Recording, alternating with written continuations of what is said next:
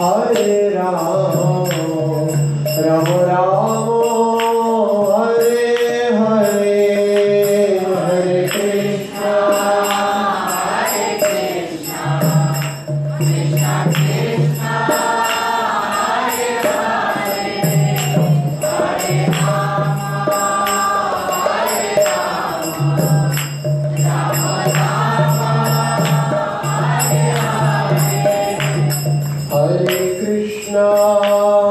Hare Krishna Krishna Krishna Hare Hare Hare Ram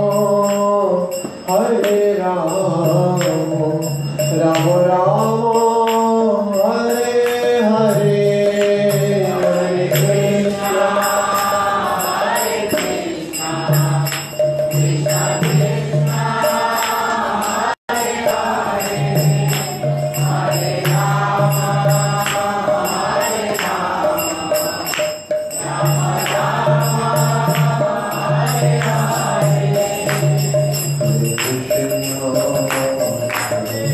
Krishna Krishna Krishna Hare Hare Hare Ram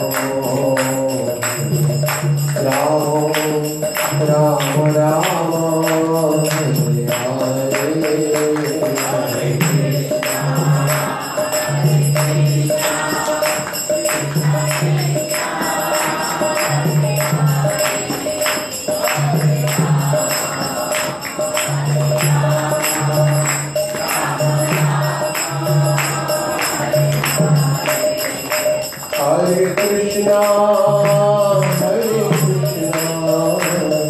Krishna Krishna Krishna Hare Hare Hare Ram Ram Ram Hare Hare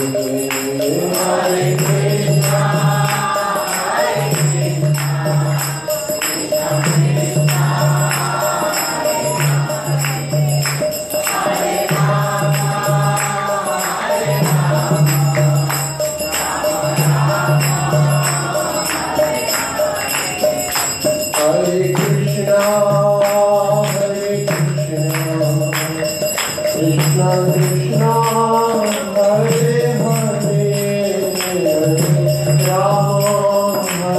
Ram Ram Ram Hare Hare Hare Krishna Hare Krishna Krishna Krishna Hare Hare Ram Ram Ram Hare Hare Hare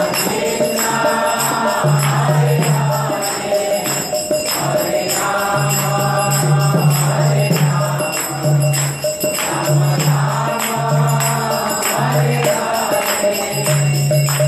Hare Krishna Krishna Krishna Hare Hare Hare Ram Ram Ram Hare Hare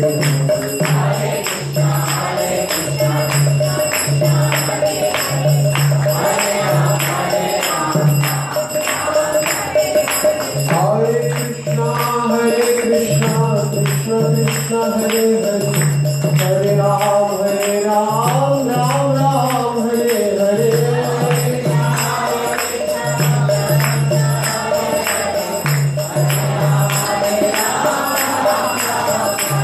Hare Krishna Krishna Krishna Hare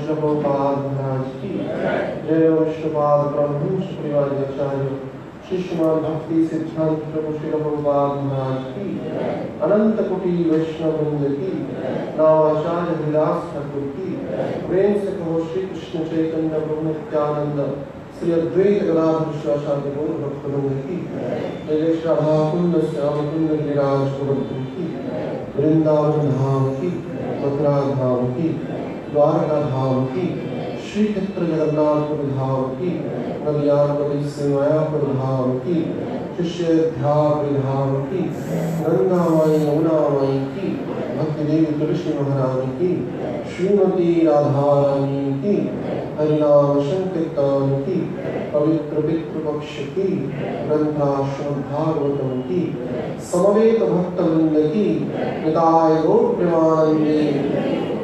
All glorious to same devotees, all glorious to same devotees, all glorious to same devotees, all glorious to Sri Guru Ram Srila Prabhupada Maharaj ki। Om Jnanatimirandhasya Jnananjana Shalakaya Chakritam Dena तस्मै श्री गुरवे नमः। नमो विष्णुपादाय कृष्णपृष्ठाय भूतले श्रीमते भक्तिवेदान्त स्वामीति नामिने। नमस्ते सारस्वती देवी गौरवाणी प्रचारिणे शून्यवादी पाश्चात्यविशतारिणे। श्री चैतन्यमनोभीष्टं स्थापितं येन भूतले स्वयं रूपं कदा मह्यं ददाति सुखदन्तिकम्। वन्देऽहं श्रीगुरु श्रीयुतपदकमलं श्रीगुरुं वैष्णवांश्च श्रीरूपं साग्रजातं सहगना रघुनाथान्वितं तं सजीवम् साद्वैतं सावधूतं परिजनसहितं कृष्ण चैतन्य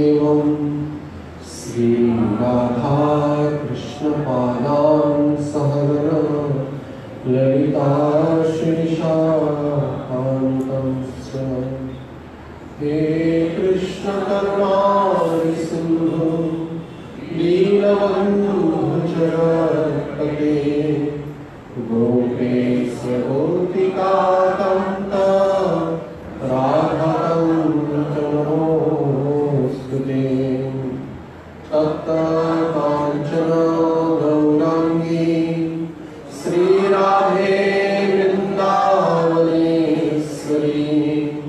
वृषभानुसुते देवी प्रणमामि हरिप्रिये। वाञ्छाकल्पतरुभ्यश्च कृपासिन्धुभ्येव च पतितानां पावनेभ्यो वैष्णवेभ्यो नमो नमः। नमो महावदान्याय कृष्णाप्रेमप्रदायते कृष्णाय कृष्णचैतन्य नामिने नमः। जय श्री कृष्णाय चैतन्य प्रभु नित्यानंद श्री अद्वैत गदाधर शिवासादि भक्तवृंद। हरे कृष्णा कृष्णा कृष्णा हरे हरे हरे राम राम राम हरे हरे। मूकं करोति वाचालं पंगुं लंघयते गिरिं यत्कृपातमहं वन्दे श्रीगुरुनितां परमानन्दमाधवम्। ॐ नमो भगवते वासुदेवाय।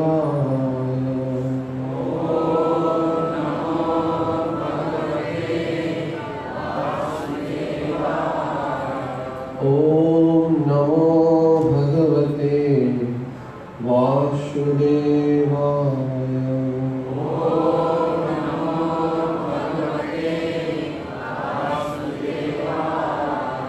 ॐ नमो भगवते वासुदेवाय।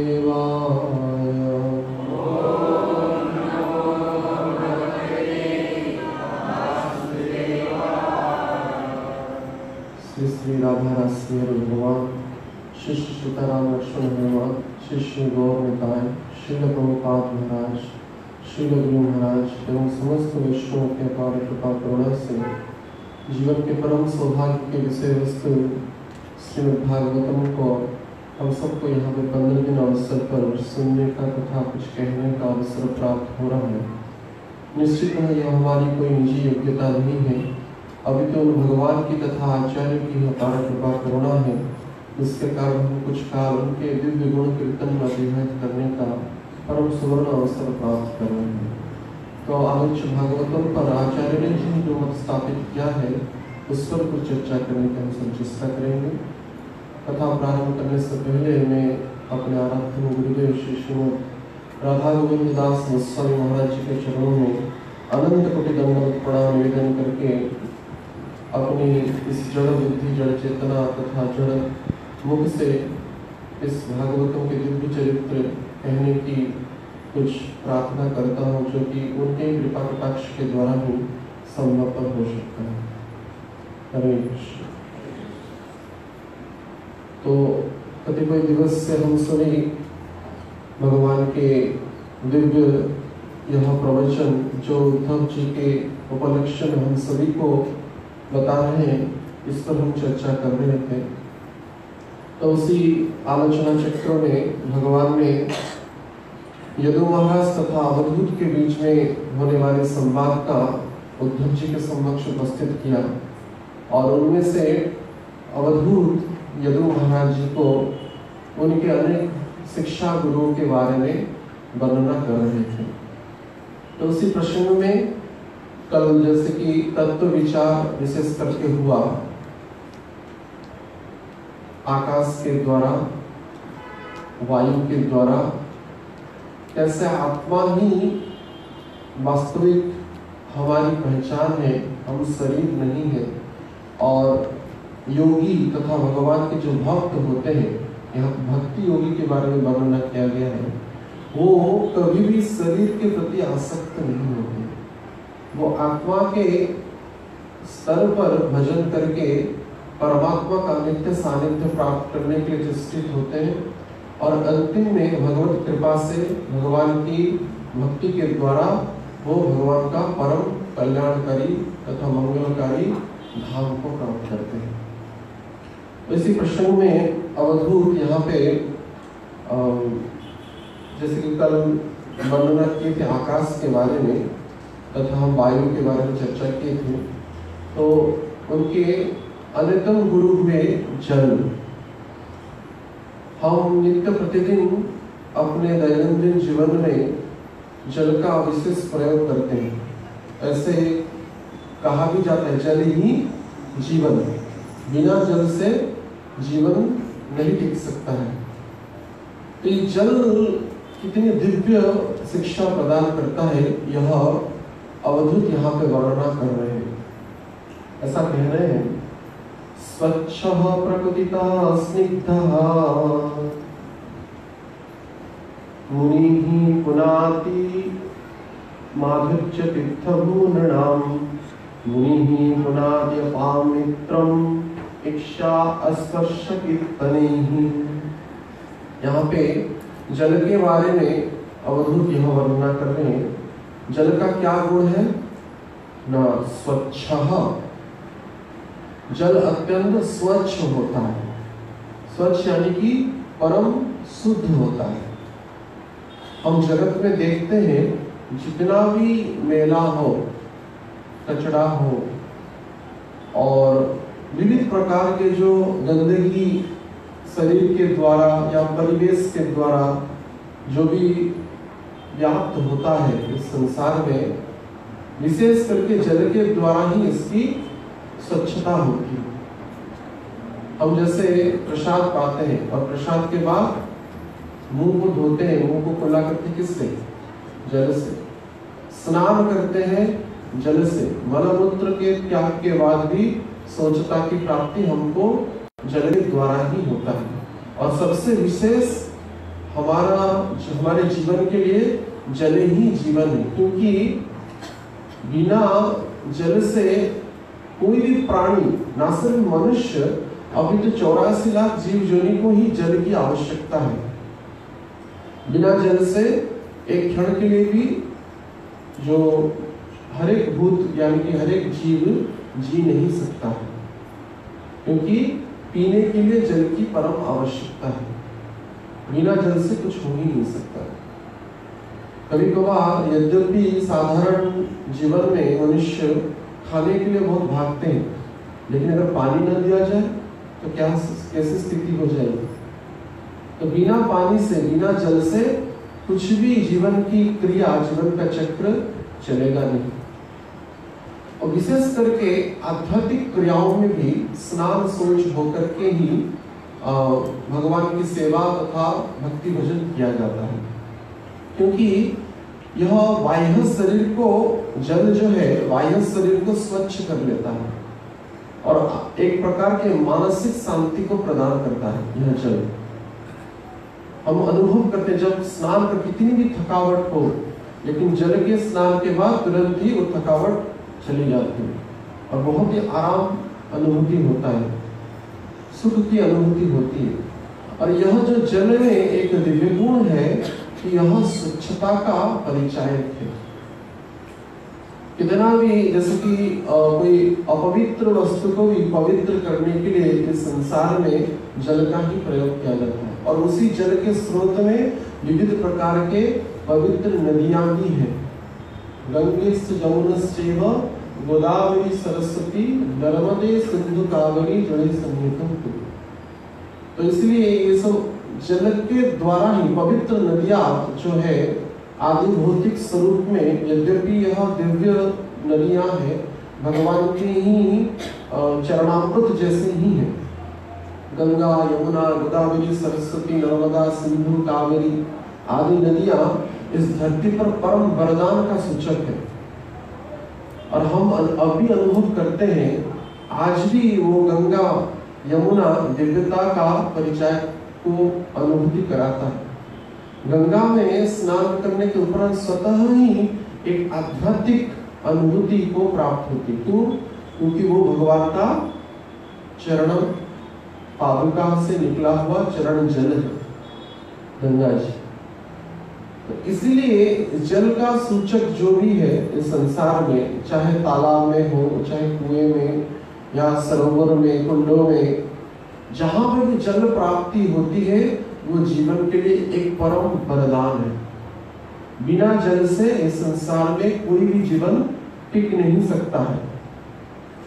और यह सिर्फ मनुष्य को जिलाने के लिए ही इसका कार्य नहीं, अपितु यहाँ पे उद्धव जी कह रहे हैं स्वच्छः प्राकृतिकः स्निग्धः। और स्निग्ध यानी कि प्रकृति के ये परम वरदान है और स्निग्ध है। स्निग्ध यानी कि अत्यंत कोमल, जल का स्पर्श कठोर नहीं लगता है।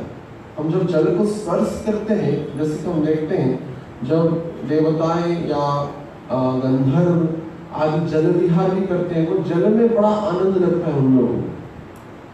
साधारण जीवन में भी लोग भौतिक भोगों के लिए भी जल का प्रयोग करते हैं।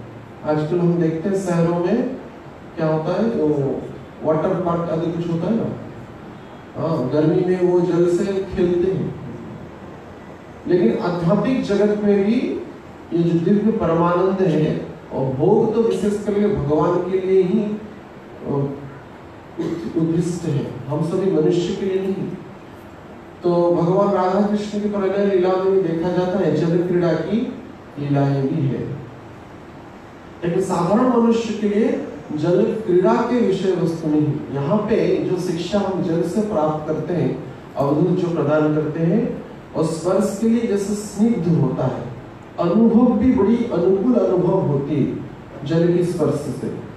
और माधुर्य, जैसे कि जब जल प्रवाहित होता है, उसका जो शब्द ध्वनि तरंग हमारे कान को सुनाई देता है, वो भी बड़ी आनंददायक होता है।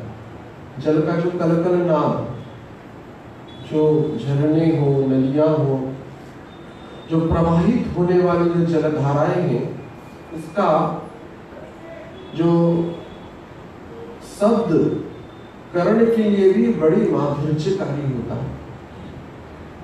माधुर्य और तीर्थभूः, और जल साक्षात तीर्थ का ही स्वरूप है।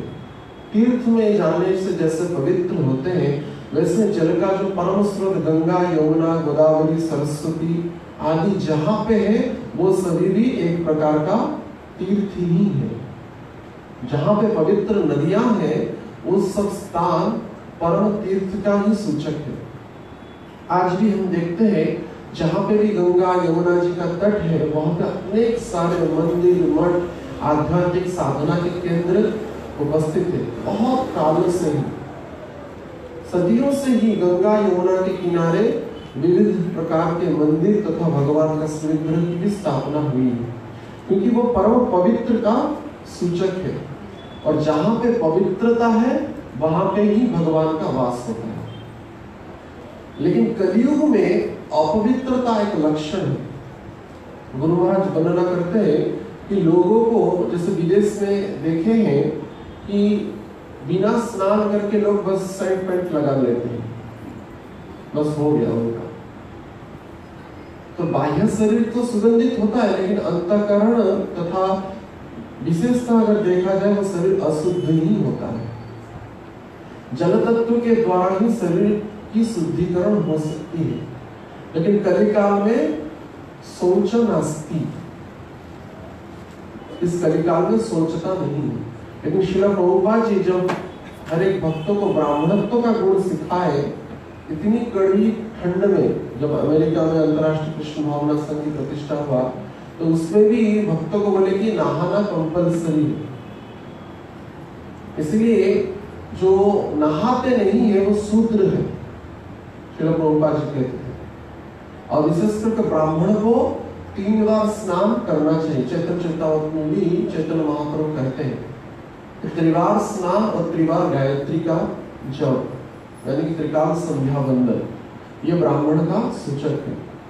तो इस जगत में कलिकाल के प्रभाव में सब अपवित्र है, शौच नास्ति, इस कलिकाल में शौचता नहीं है। जिस जल के द्वारा शौचता होती है वो जल का प्रयोग हो सकता है लोग बस जीवन धारण करने के लिए, पीने के लिए, अपनी प्यास मिटाने के लिए करते हैं, लेकिन शौचता को आधार करके, शुद्धता को आधार करके अनेक लोग होते हैं जो जल को ग्रहण नहीं करते। विशेष करके ठंडी के दिन में लोग तो नहाते नहीं, कई दिन तक नहाते नहीं। हम देखे हैं लोग अनेक दिन तक नहाते नहीं, जाते वक्त बस सेंट लगा देंगे।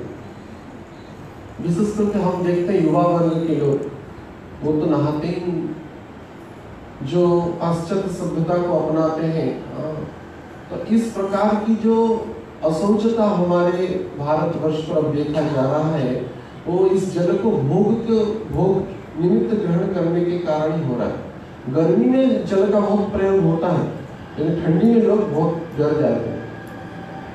जैसे हम कल चर्चा कर रहे थे, मात्रा स्पर्शस्तु बंधे शीतस्न सुख दुखदा, ये सिर्फ स्पर्श के योग्य होता है, चाहे ठंडी हो या गर्मी हो, लेकिन आत्मा इससे विचलित नहीं होती। और साधु पुरुष कितना भी कड़ी ठंड हो तो स्नान करते ही है। जैसे बद्रीनाथ अगर कोई गए होंगे, देखें इतनी कड़ी माने भयंकर ठंड होती है वहां पर। मई के महीने में गुरु महाराज की कथा हुआ था इस बार, तो हो नहीं पाया दुर्भाग्य से, तो हम बद्रीनाथ गए थे, तो वहां पे इतना ठंड, मई के महीने भी अनुमान से बाहर है, लेकिन भक्त लोग उसी ठंड के पानी में भी नहाते हैं, क्योंकि जो एक बार नियम बना लिए तो वो नियम छूटता नहीं। नियमाग्रह जैसे कहते थे हम कल, अगर नियम के प्रति सामान्य आग्रह भी हो तब भी यह नियम छूटता नहीं। इसलिए भक्तों को स्नान करना ही चाहिए, हर एक भक्तों को कम से कम 2 बार स्नान करना ही चाहिए। और जो यज्ञोपवीत धारण किए हुए हैं, ब्राह्मणत्व की यानी गायत्री का जप कर रहे हैं, उनको मिनिमम 3 बार स्नान करना चाहिए भगवान के निर्देश के अनुसार। तो इसलिए जल से हम क्या क्या गुण को प्राप्त करते हैं ना, स्वच्छता को, स्निग्धता को भी प्राप्त करते हैं। जैसे जल स्पर्श के लिए कोमल होता है, स्नान के बाद भी हमारी चेतना तथा मन भी अत्यंत कोमल हो जाती है। हम देखे हैं बचपन में जो हमारे बड़े भाई जो तो बड़े क्रोध स्वभाव के थे, बीच बीच में क्रोध कर लेते थे, तो अगर ज्यादा क्रोध कर लेते तो पिताजी क्या करते हैं, 1 गिलास पानी उनको फेंक देते तो ऑटोमेटिक ठंडा हो जाता। और वो जल का स्पर्श ही ऐसा है, जैसे यहाँ पे कहा गया स्निग्धः, जो स्नान नित्य प्रतिदिन करते हैं, शौचता का पालन करते हैं, उनका आचरण भी स्निग्ध हो जाता है, कोमल हो जाता है। और माधुर्य, जल के स्नान के बाद मन भी स्वच्छ जैसे की अनुभूति को प्राप्त करता है, और वाणी भी अत्यंत मधुर निकलता है। जब मन शांत हो जाए, शरीर शांत हो जाए, तो वाणी अत्यंत मधुर निकलती है। तो ये जल के ये विशेष गुण है जो कि शुद्धता को प्राप्त कराता है। यह शिक्षा हम जल से ले सकते हैं। स्निग्धः यानी कि वो अत्यंत कोमल हृदय को भी परिवर्तन करा लेता है, तो स्पर्श के भी कोमलदायक होता है। और माधुर्य, और सबसे बड़ी बात यहाँ पे कहा जा रहा है तीर्थ भूहु, यानी कि तीर्थ के समतुल्य हम सभी को पवित्र कर लेता है जल। तो जैसे जल की यह गुण है, नृणाम मनुष्य में, यहाँ पे उद्धव जी अवधूत कह रहे हैं, मुनि ही पुनाति अपाम मित्रम। जैसे मुनि जो भगवान को हमेशा मनन करते हैं, ऐसे मुनि पुनाति यानी कि वो भी जल के समतुल्य पवित्र कर लेते हैं। किसको ना, अपाम जल के जैसा वो मित्र, यानी कि सभी जीवों को ही पवित्र कर लेते हैं। जल हो सकता है किसी किसी व्यक्तियों को पवित्र ना भी करे, जो जड़ जागतिक चेतना में हो, लेकिन भगवान की भक्तों की, मुनियों की, भक्त योगियों की ऐसे सामर्थ्य है, सबको वो पवित्र कर लेते हैं। मुनि ही पुनाति अपार मित्रम इच्छा आस्पर्श कीर्तनी, और उनके स्पर्श मात्र से, उनके दर्शन मात्र से, उनके कल्याणकारी कथा श्रवण मात्र से ही हम सभी परम पवित्रता को प्राप्त करते हैं। हम देख रहे हैं इसके प्रकृष्ट प्रमाण हमारे आराध्य गुरु श्री गुरुदेव श्री श्रीमद राधा गोविंद दास गोस्वामी महाराज, जिन्होंने अपनी कथाओं के द्वारा कई सारे बद्ध जीवों को पवित्र किया। ग्राम्य जन्म स्थान में कहा जाता है ना, तो कई बद्ध जीवों को उन्होंने उद्धार किया। तो ये जन से ही और भी कल्याणकारी ऐसे परम साधु महात्मा होते हैं, जो कि अपने कथाओं के द्वारा, भगवत चरित्र के द्वारा संपूर्ण मानव जाति को, संपूर्ण समाज को भगवत कथा का दान करके परम पवित्र कर लेते हैं। ऐसे साधुओं की दर्शन बड़ी दुर्लभ होता है, और तथा ऐसे साधुओं के संग की कामना हरेक भक्तों को, हरेक मनुष्य को ही करना चाहिए। इसलिए ऐसा दर्शन पवित्र करे।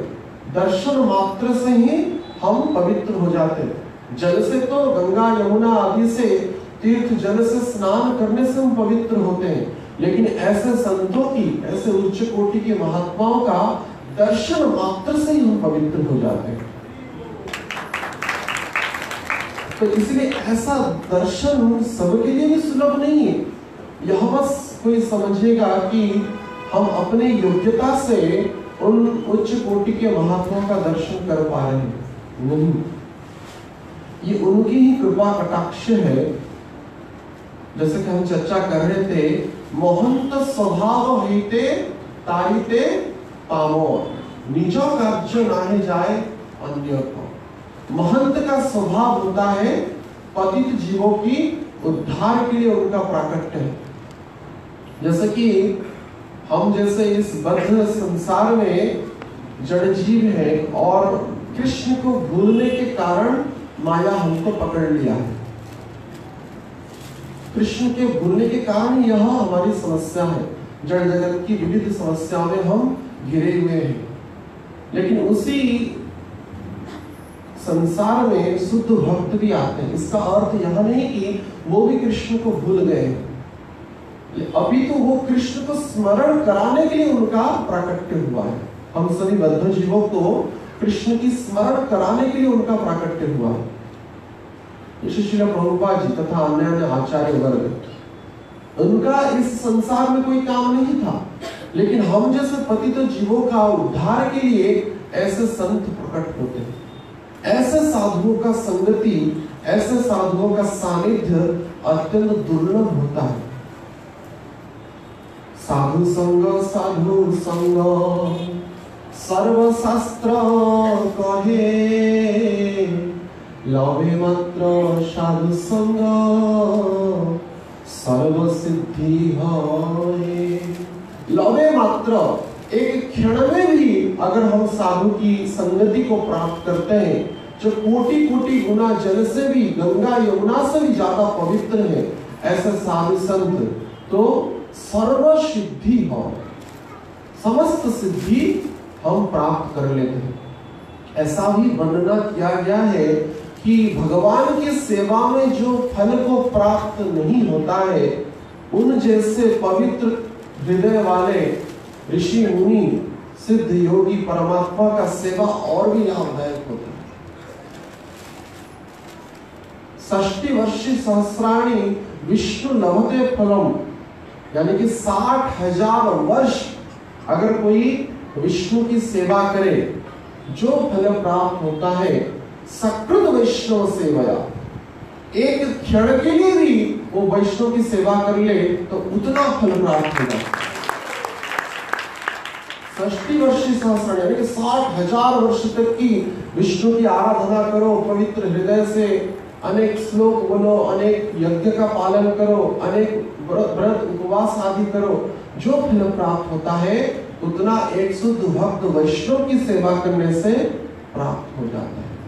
इसलिए तो कहा गया है साधना का परम बल, भगवत प्राप्ति की परम बल शुद्ध भक्तों के चरण रज तथा चरणोदक यानी कि चरणामृत तथा उच्चिष्ट से ही होता है। ये माया को संपूर्णतः नाश करने में पूर्ण समर्थ है। ऐसे भगवत भक्तों की सेवा, ऐसे भगवत भक्तों का सानिध्य परम दुर्लभ होता है, लेकिन फिर भी अपने कृपा को धारण करके बद्ध जीवों को कृपा करने के लिए वो बारंबार इस संसार में अवतरित होते हैं और परम कल्याण का मार्ग, हरि भक्ति का, हरि नाम का वो उपदेश देते हैं। तो यह जो जल है, जैसे जल परम पवित्र होता है, वैसे ही साधु का जो यहाँ पे मुनि इसलिए शब्द व्यवहार कर रहे हैं अवधि, जो हमेशा भगवान के नाम, रूप, लीला, गुण, चरित्र में ही रमे रहते हैं। निकुंज योन रतिकेल सिद्धि, उनका प्रवेश निवृत्त निकुंज में होता है, जो राधा कृष्ण की प्रणय की निवृत्त वो प्रकोष्ठ है, उस स्थान पर उनका प्रवेश है। ऐसे ऋषि मुनियों का सानिध्य, उनका संग परम दुर्लभ होता है, परम पवित्रकारी होता है।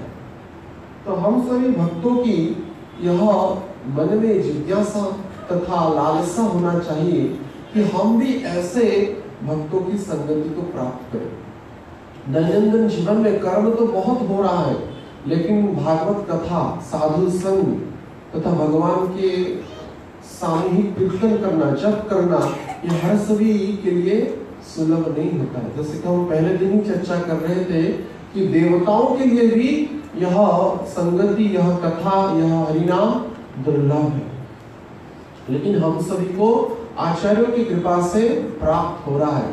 ये कम बड़ी बात नहीं। तो ऐसे साधु संग को हमेशा करने के लिए व्याकुल होना चाहिए, लेकिन इसके लिए परम आवश्यकता है श्रद्धा। अगर श्रद्धा न हो तो साधु संगति नहीं होती। इसलिए भक्ति की जो पहला सोपान रूप गोस्वामी के वर्णना के अनुसार आदो श्रद्धा, श्रद्धा होगा तभी तो साधु संग करेंगे, तभी तो हरि कथा श्रवण करने के लिए व्याकुल होंगे। जैसे कि 4 कुमारों के बारे में वर्णना किया गया, कथा मात्रेक जीवनम, तो इसलिए वो 4 एक साथ ही भ्रमण करते हैं, एक दूसरे का संगति को त्यागते नहीं।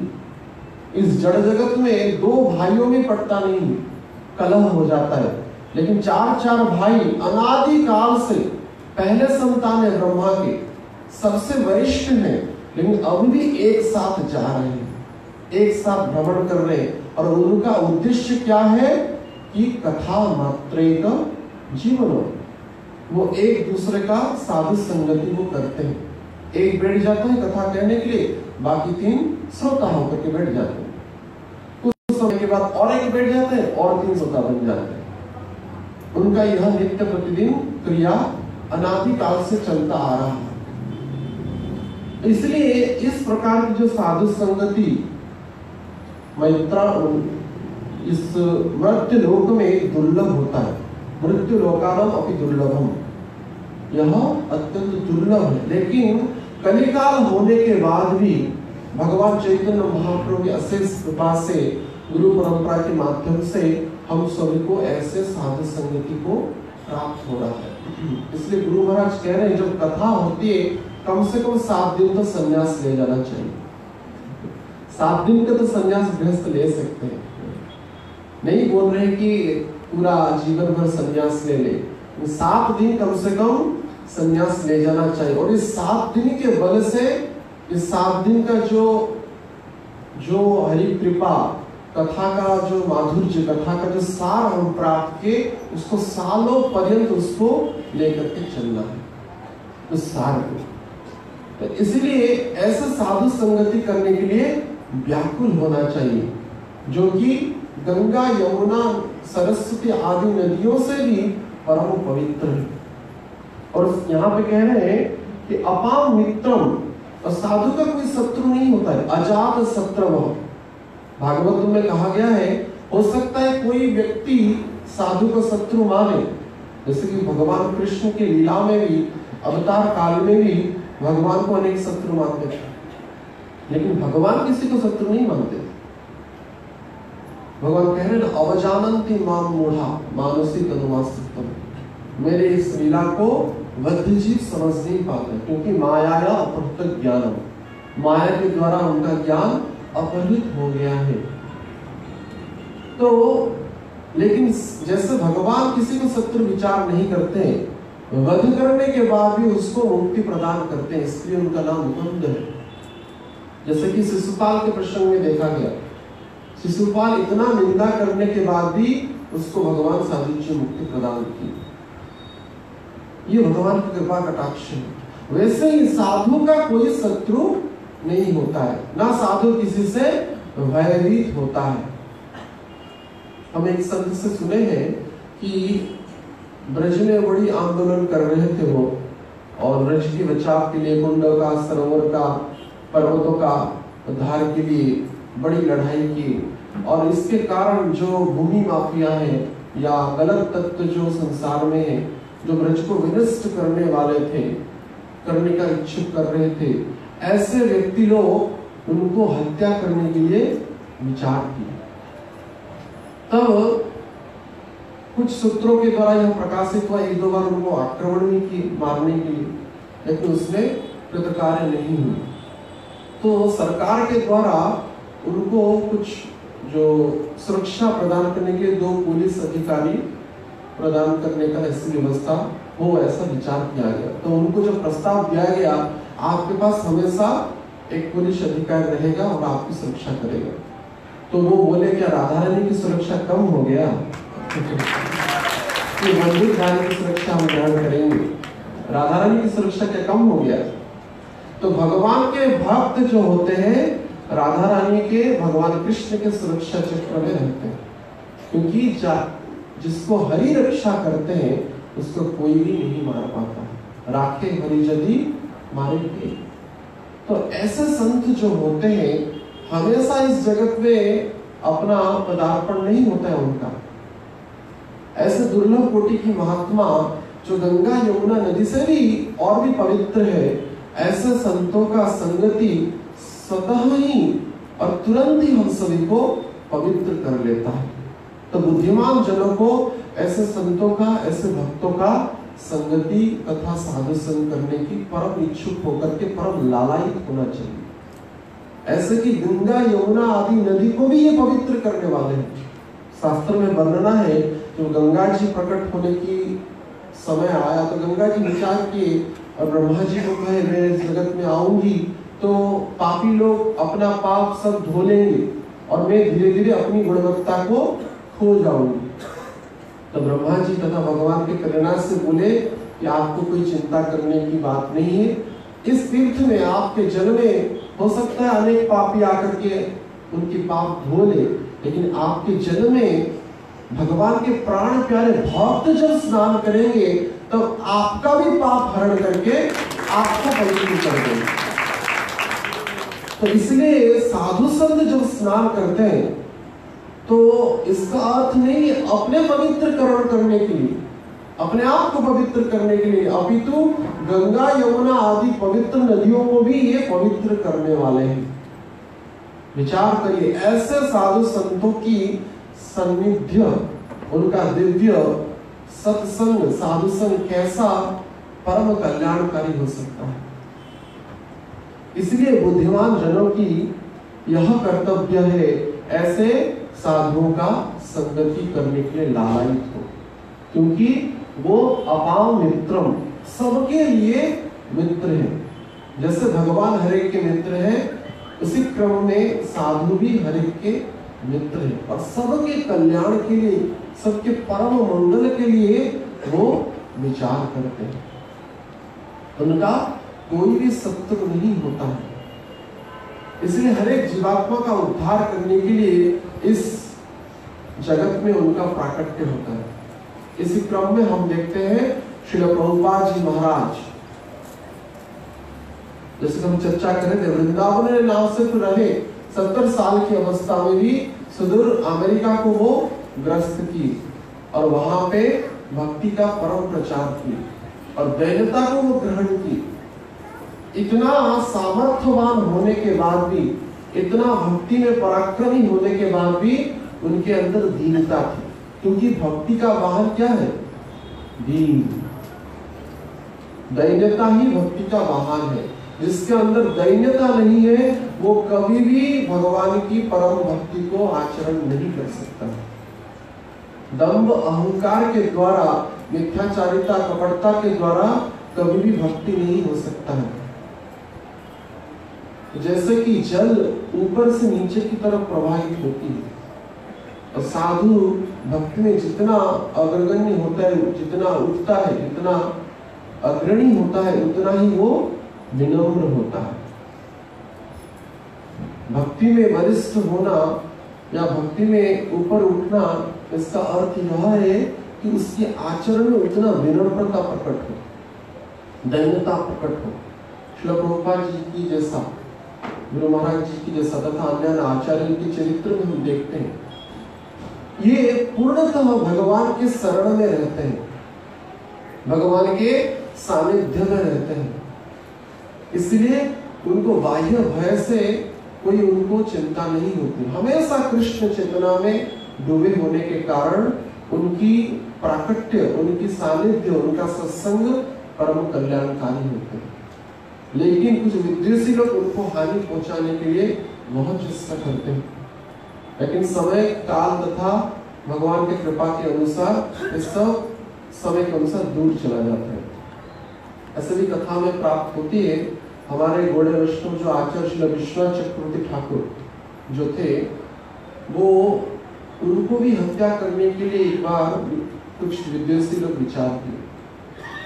तो श्री विश्वनाथ चक्रवर्ती ठाकुर नित्य प्रतिदिन गिरिराज जी की परिक्रमा करते थे प्रातः मुहूर्त में।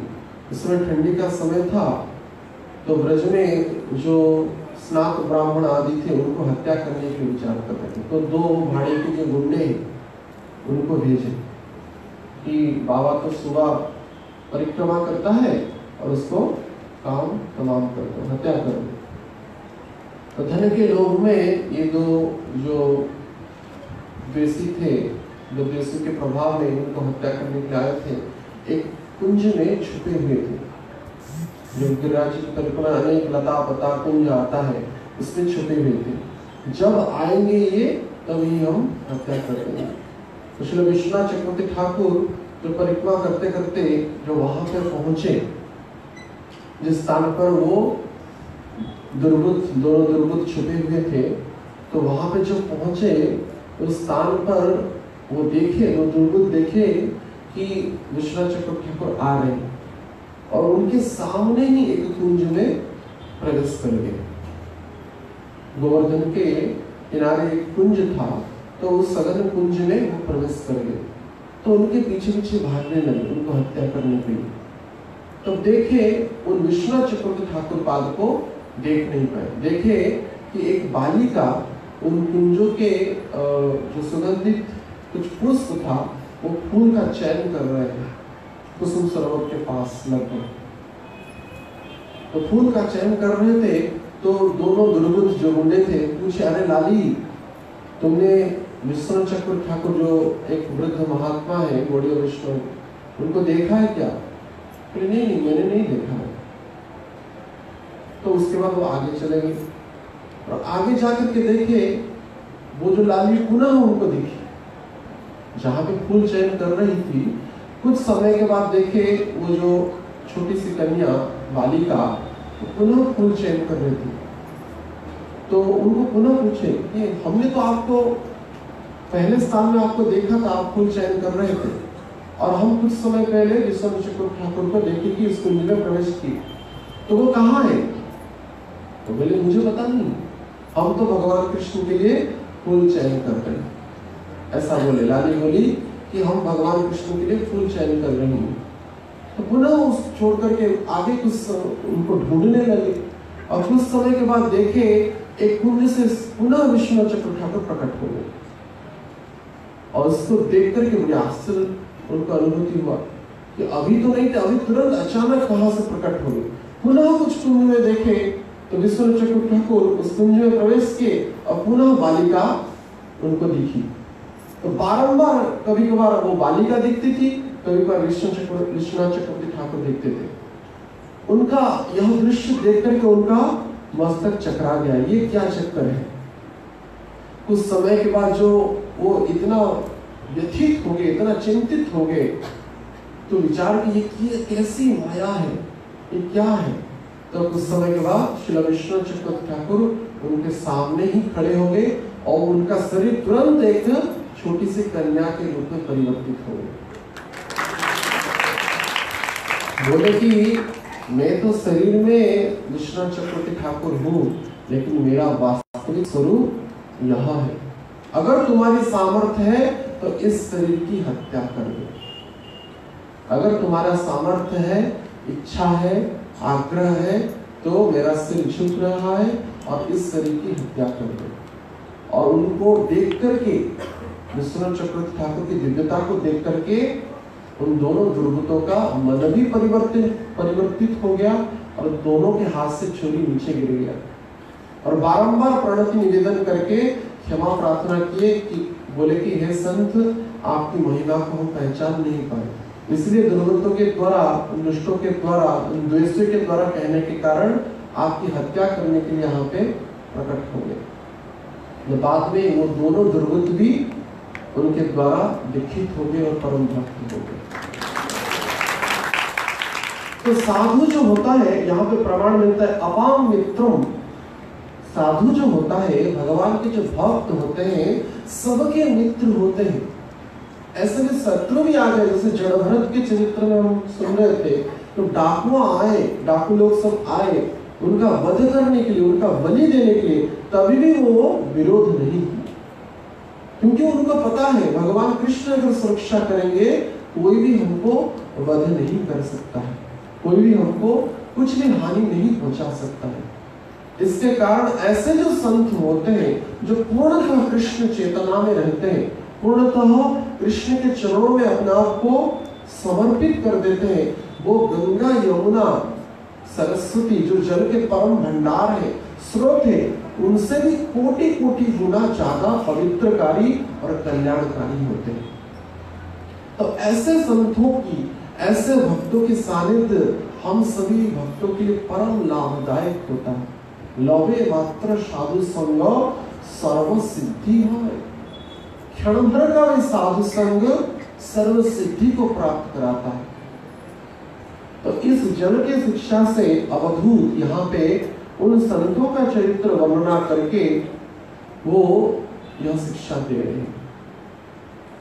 जैसे कि जल अत्यंत कल्याणकारी होता है, स्पर्श के लिए भी अत्यंत अनुकूल होता है, वैसे ही साधु जो होते हैं वो जीव के प्रति परम दयालु होते हैं।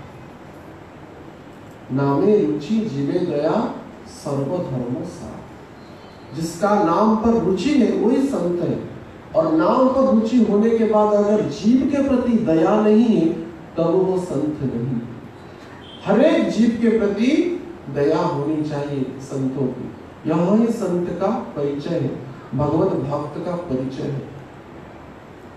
एक बार ऐसा वर्णना है, महाराष्ट्र के ही नामदेव महाराज गंगोत्री से, गोमुख से जल लेकर के अनेक साधुओं के सहित रामेश्वरम जा रहे थे। रामेश्वर के जो ज्योतिर्लिंग में, शिवलिंग में उनको जल चढ़ाने की यह प्रणति करके, प्रणय करके, यह प्रतिज्ञाबद्ध होकर के वो जा रहे थे। और जाते जाते लगभग बड़ी कठिनाई का स्वीकार करने के बाद वो रामेश्वरम के निकट पहुंचे और वहां पे देखे कि एक रामेश्वरम दक्षिण भारत में बहुत गर्मी होता है, तो उस प्रांत में देखे कि एक गधा प्यास के मारे वहां पे गिड़गिड़ा रहा है, जैसे कि वो चित्कार कर रहा है और मरने के ही जैसी अभी बारी आ गया, जैसे कि जल के बिना वो मर ही जाएगा। तो इस दृश्य को देखकर कुछ संत तो रुके, लेकिन विचार कि हम इतने दूर से जल को लाए और इस अगर गधा को दे देंगे तब तो समस्या हो जाएगा, हमारा निष्ठा चला जाएगा, हमारा परिश्रम बेकार हो जाएगा। तब उन्होंने क्या किया, उस गधा को ना देख करके आगे चले गए रामेश्वरम के मंदिर के ऊपर। तो उसके उपरांत जब नामदेव जी देखे, क्योंकि उनको तो सर्वत्र भगवान के दृष्टिगोचर है, तो उन्होंने क्या किया, वो जल को उस गधा को पिला दिया। जो गंगोत्री से लाए थे जल, उस जल को उस गधा को पिला दिया। और बाकी जो संत थे बोले कि अरे कैसा मूर्ख है, इतना दूर से जल लाया और शिव जी के चरणों में चढ़ाने के लिए, शिव जी के लिंग के ऊपर चढ़ाने के लिए, लेकिन इस गधा को पिला दिया। तेरे जैसा मूर्ख और कोई भी नहीं, ऐसा बोले। तब उन्होंने क्या किया, आगे चले गए और देखे रामेश्वरम के मंदिर में शिवलिंग पे जल चढ़ाने के लिए बड़ी लंबी लाइन लगी। अभी भी दक्षिण भारत में बड़ी लंबी लाइन की प्रथा है। तो अनेक समय बीत गया और ये जो बाकी जो संत थे पूछे, कुछ ब्राह्मण लोग आ रहे थे जा रहे थे, तो पूछे इतनी देरी क्यों हो रहा है, दर्शन में इतना विलंब क्यों, हम गंगोत्री से जल ला करके आए हैं, रामेश्वरम के लिंग पर चढ़ाएंगे। तो बोले नहीं, एक परम संत है अंदर पूजा कर रहे हैं, जलाभिषेक कर रहे हैं, पंचामृत से अभिषेक कर रहे हैं, इसलिए देरी हो रहा है। तो कौन, वो संत का नाम क्या है? तो पूछे तो बोले नामदेव जी। ये आपसे वो तो हमारे पीछे था, वो तो गधा को जल पिला लिया, तो आगे कैसे पहुंच गया? तो जब नामदेव जी पूजा करके आए, उन संतों ने पूछा कि हम तो आपको पीछे छोड़ के आ गए थे, तो आप कैसे आगे आ गए? तो बोले कि मैंने तो जल वास्तविक शिवलिंग पर ही चढ़ाया, और वो गधा नहीं थे, साक्षात वैष्णव नाम यथा शंभु शिव जी ही थे। तो शिव जी परीक्षा करने के लिए गधा के स्वरूप में वहां पे थे। इन संतों ने जो जीव पर दया नहीं किया, जो मरणांतक स्थिति में था वो गधा, उसको छोड़ करके शिवलिंग पर जल चढ़ाने के लिए आगे चले गए। लेकिन यह नामदेव हरेक में भगवान का अनुभूति करने के कारण उनको संदर्शन हो गया, ये कोई साधारण गधा नहीं है, साक्षात शिव जी है। तो इसलिए कहने का उद्देश्य यह है, साधु संत होते हैं हर एक जीव के प्रति दया करते हैं, हर एक जीव के प्रति। तो इसलिए यहाँ पे कहा गया अपाम मित्रम, हर एक के वो मित्र होते हैं। ऐसे संतों का सानिध्य, उनका साधु संग, उनके मुखारविंद से कथा श्रवण करना जीवन का परम ध्येय है, और परम लाभ की प्राप्ति हम सभी को होता है। इसके द्वारा हम क्या होते हैं? शुद्ध होते हैं, स्वच्छ, प्राकृतिक यानी कि अपने प्राकृत अवस्था यानी कि कृष्ण का दास स्वरूप को प्राप्त करते हैं। स्निग्ध, हमारा आचरण अत्यंत स्निग्ध कोमल हो जाता है, तथा माधुर्य, तथा हमारा आचरण भी माधुर्यमय हो जाता है, हमारी वाणी भी मधुरमय हो जाता है, हमारा संपूर्ण आचरण ही मधुरिमा से परिपूर्ण हो जाता है। और सर्वोपरि तीर्थभूः, हम तीर्थ के समतुल्य हो जाते हैं। ऐसे संतों का संगति परम लाभदायक होता है। इसलिए चैतन्य महाप्रभु कहते हैं कि तीर्थ फल साधु संग, साधु संगे अंतरंग, श्री कृष्ण भजन मनोहर। हम तो जाते हैं तीर्थ में, हम बोलते हैं हमारा 4 धाम हो गया, जगन्नाथपुरी हो गया, द्वारका हो गया, बद्रीनाथ हो गया, रामेश्वरम हो गया, सप्तपुरी का दर्शन कर लिए, हम बारंबार वृंदावन जाते हैं, मथुरा जाते हैं।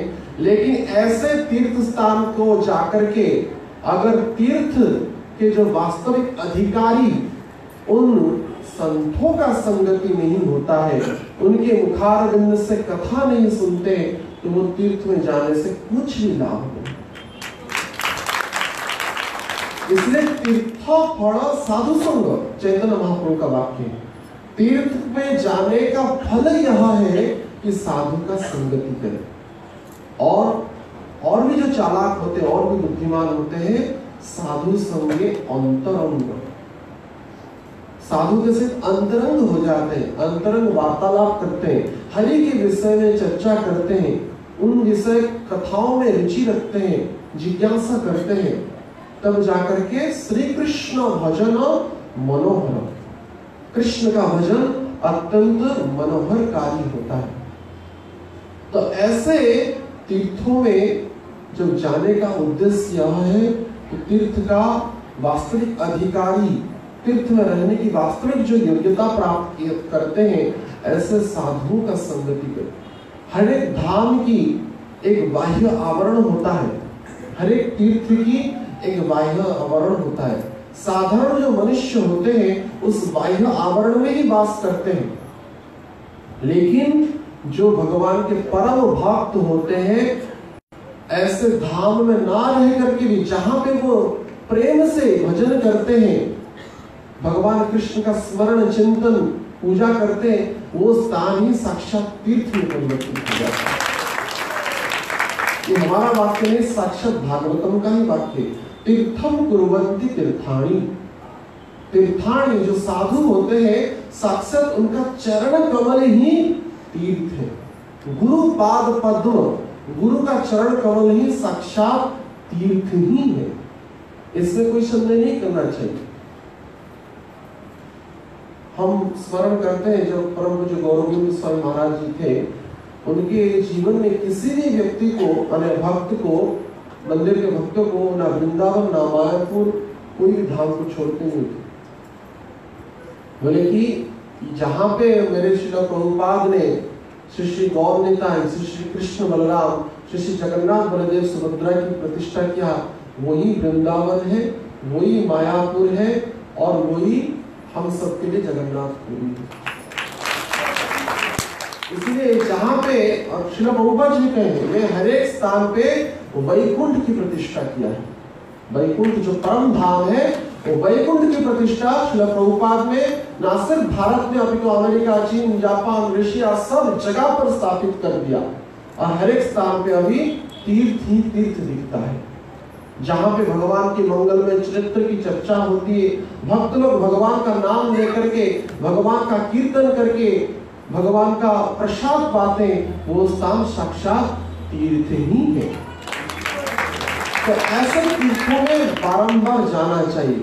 इसलिए हर एक भक्तों को ऐसे तीर्थों में, ऐसे मंदिरों में जो शुद्ध भक्तों के द्वारा प्रतिष्ठापित हुआ है, वहां पर बारंबार जाना चाहिए। और वहां पे जो नित्य जो आध्यात्मिक ऊर्जा प्राप्त होती है, उसको ग्रहण करके अपना जीवन को परम कल्याणकारी करना चाहिए। हरे कृष्णा कृष्णा कृष्णा हरे हरे, हरे राम राम राम हरे हरे। तो श्रील प्रभुपाद जी की कृपा से अब हर एक स्थान पर तीर्थ ही तीर्थ है। तो उन तीर्थों का, उन मंदिरों का जहां पे भगवान का श्रीविग्रह है, वहां पे आस्वादन करना चाहिए। तो ऐसा साधु संगति जो तीर्थों को भी परम पवित्र करने थे, तीर्थफल साधु संग, ऐसे स्थानों का परम आस्वादन करना ही हम सभी जीवों के लिए परम कल्याणकारी है। तो अवधूत यहाँ पे उन जन से यह शिक्षा प्राप्त करके उन साधु के सहित इसकी तुलनात्मक भेद देते हैं कि उन जन से भी परम कल्याणकारी यानी अपाम मित्रम इच्छास्पर्श कीर्तन है, और जिनके वाणी से हमेशा भगवान का नाम प्रकट होता है, वो भी संत ही है। वो भी संत हैं जो अपने मुखारविंद से भगवान की वाणी को प्रकट करते हैं। यानी कि हम सभी भगवत इच्छा से, भगवान की कृपा से भगवान का नाम कर रहे हैं। तो यहाँ पे अवधूत कह रहे कीर्तन ही, यानी कि जो हरि कीर्तन करता है वो भी साधु है। इसीलिए यह जो परम योग्यता भगवत कृपा से हम सबको प्राप्त हो रहा है, उसको और भी उसको वर्धित करना चाहिए, और भी भगवान के नाम में प्रतिष्ठित होकर के भगवान की कथाओं में प्रतिष्ठित होकर के हम सभी को परम कल्याण के ओर हमारा जीवन को अग्रसर कराना चाहिए। तो यह इस कलिकाल में इन साधुओं के द्वारा एक परम कल्याण का स्रोत हमको प्राप्त हो रहा है। उन महाजनों के द्वारा, उन ऋषि मुनियों के द्वारा परम कल्याणकारी हरि कथा, हरि नाम, हरि प्रसाद प्राप्त हो रहा है। इससे और दुर्लभ क्या चीज हो सकता है। लेकिन फिर भी कलिकाल के मनुष्य उन भगवान के नाम में अपना रुचि को स्थापन ना करके जड़ जागतिक सुखों में ही अपना आनंद उठा रहे हैं। ये उनकी मूर्खता है, अज्ञानता है। क्योंकि साधु तो दुर्लभ होते हैं, क्योंकि बहुनाम जन्मांते ज्ञानिमान मां प्रपद्यन्ते वासुदेव सर्वमितिं स महात्मा सुदुर्लभम। हर एक बारी बारी में ऐसे साधु नहीं आते हैं। श्रील प्रभुपाद जैसे आचार्य बारंबार इस जगत में नहीं आएंगे, जो कृष्ण को इस संसार को दे दिए। ब्रह्मांड में कृष्ण का जो नाद है, कृष्ण का नाम को सर्वत्र प्रचार कर दिए। इस क्रिया को देख करके साक्षात ऋषि मुनि देवताएं भी आश्चर्यचकित हैं श्रील प्रभुपाद की अद्भुत क्रिया को।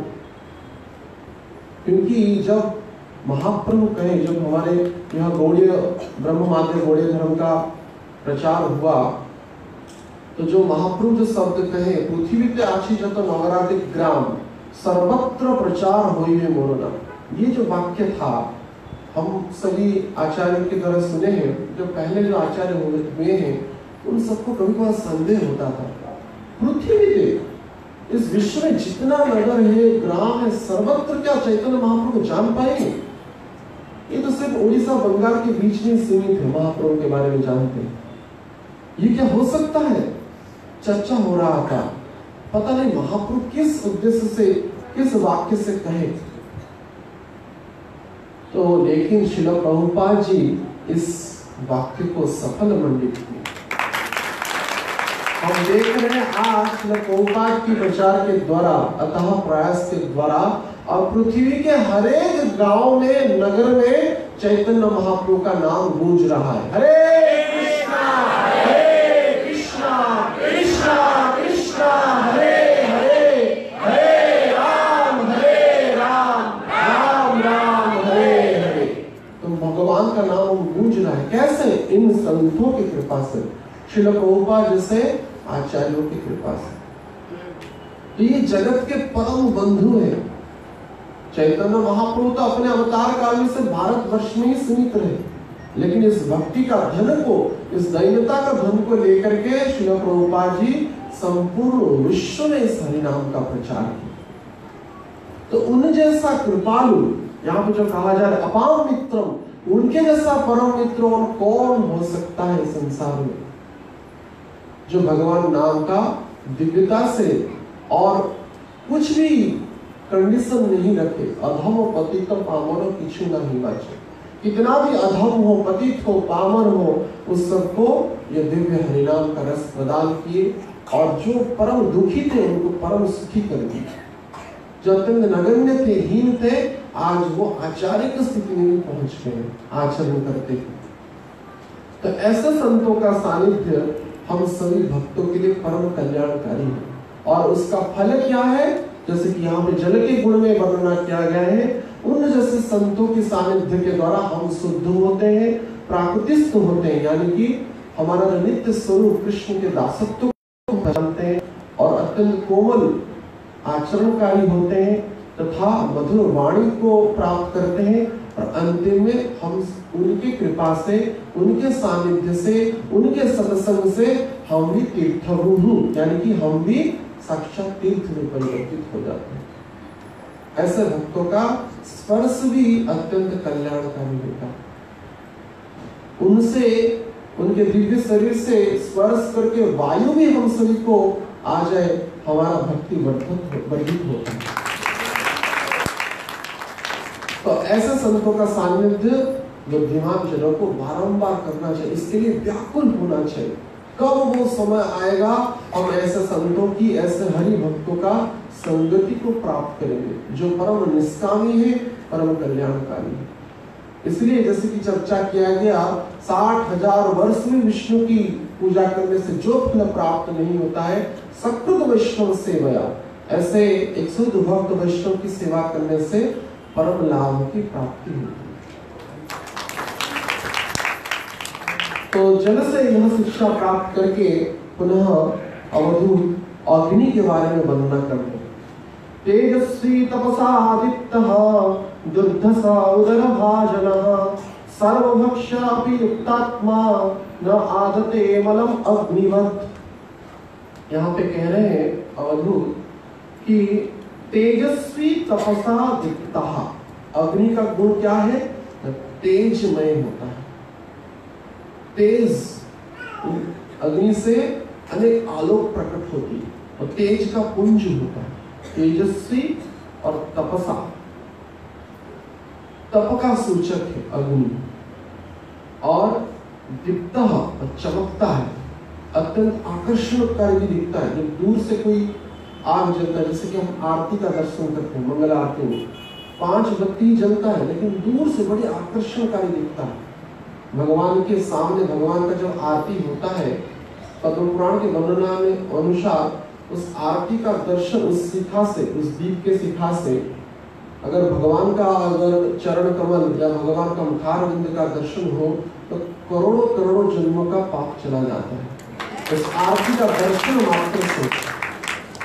तो यह जो अग्नि है भगवत सेवा में जब आ जाता है दीप्तः, तो अत्यंत आकर्षणकारी होता है।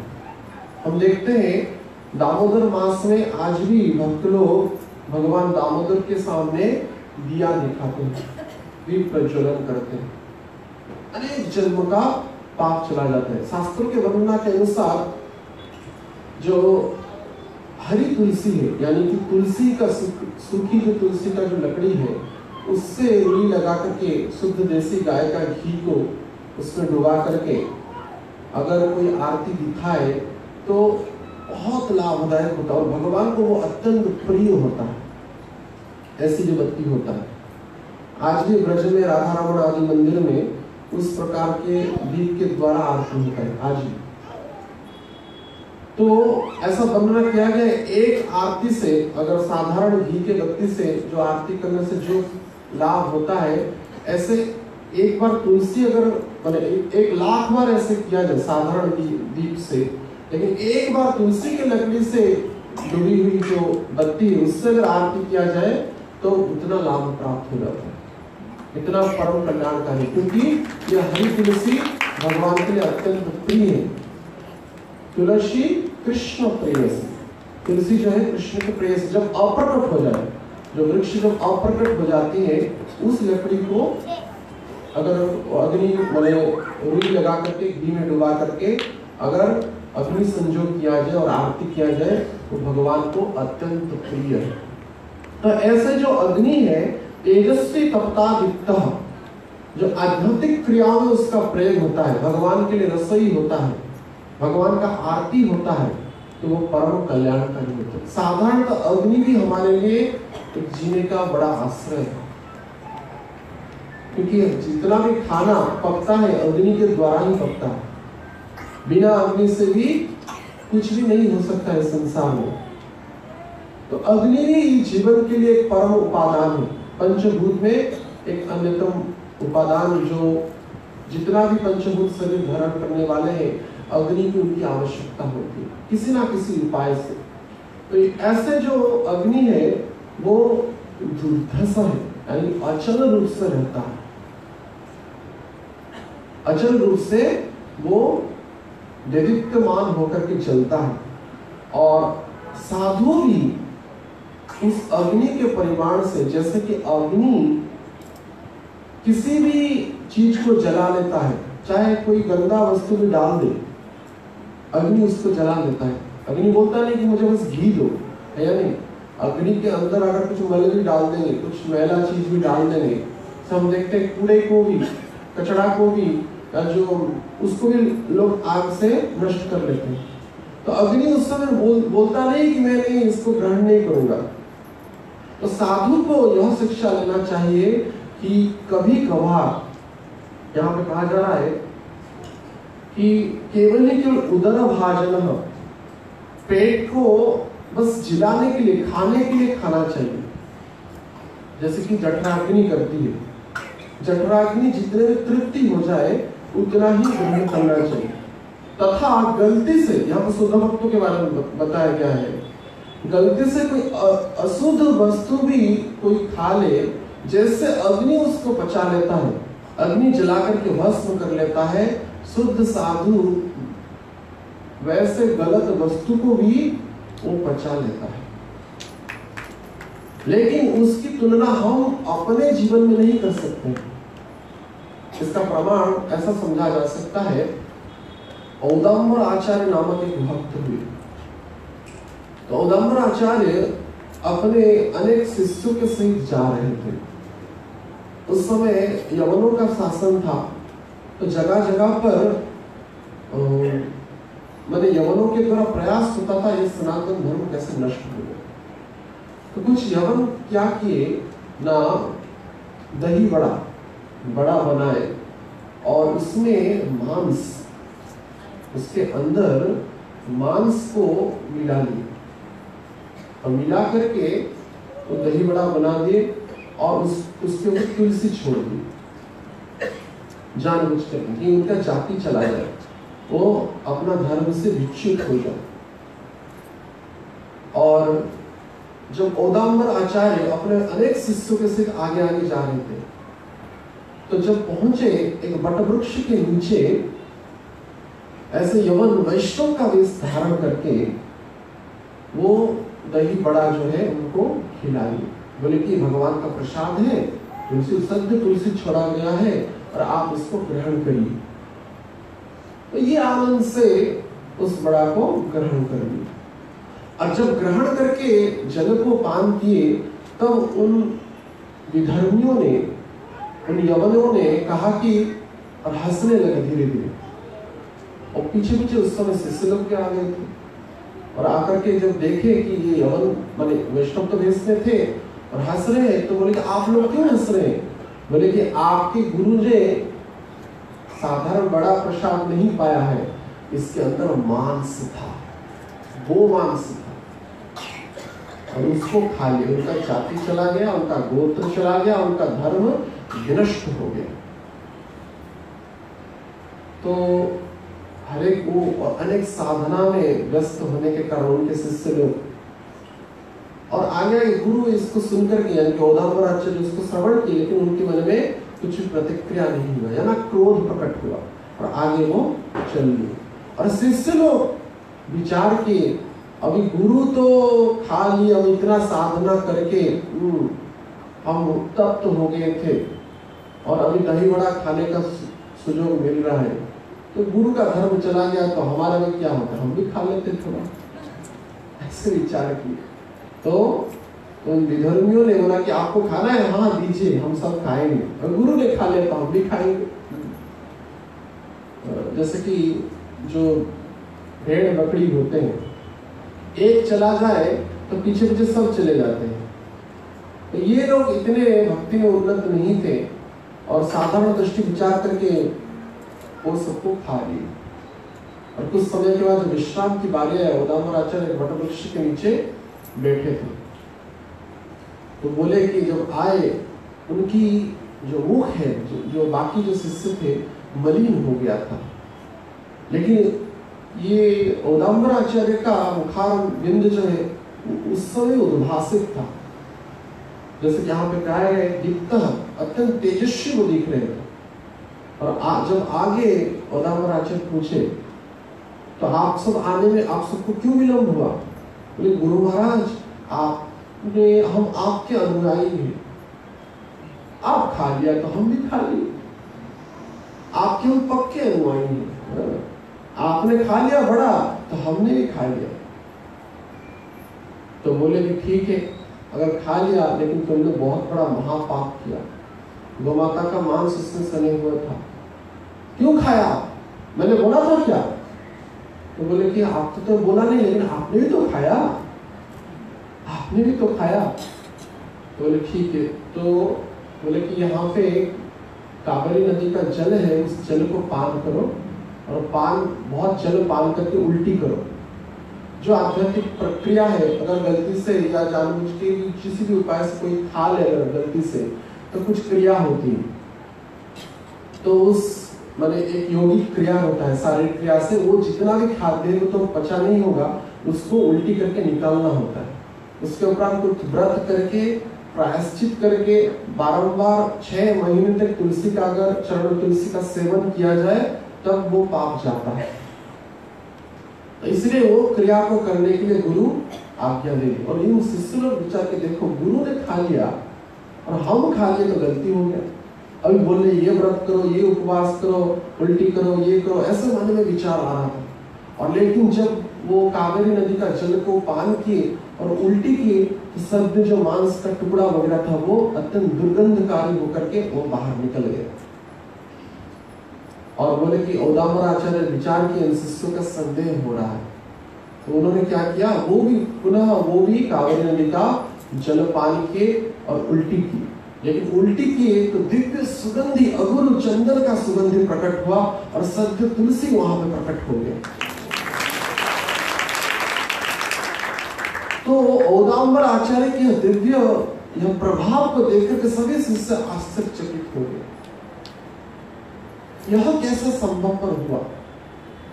क्योंकि उस समय औदाम्बर आचार्य बोले, मैं जिस चेतना में उस बड़ा को ग्रहण किया उस समय मेरी विचार था ये भगवान का अधरामृत है, चरणामृत है, प्रसाद है।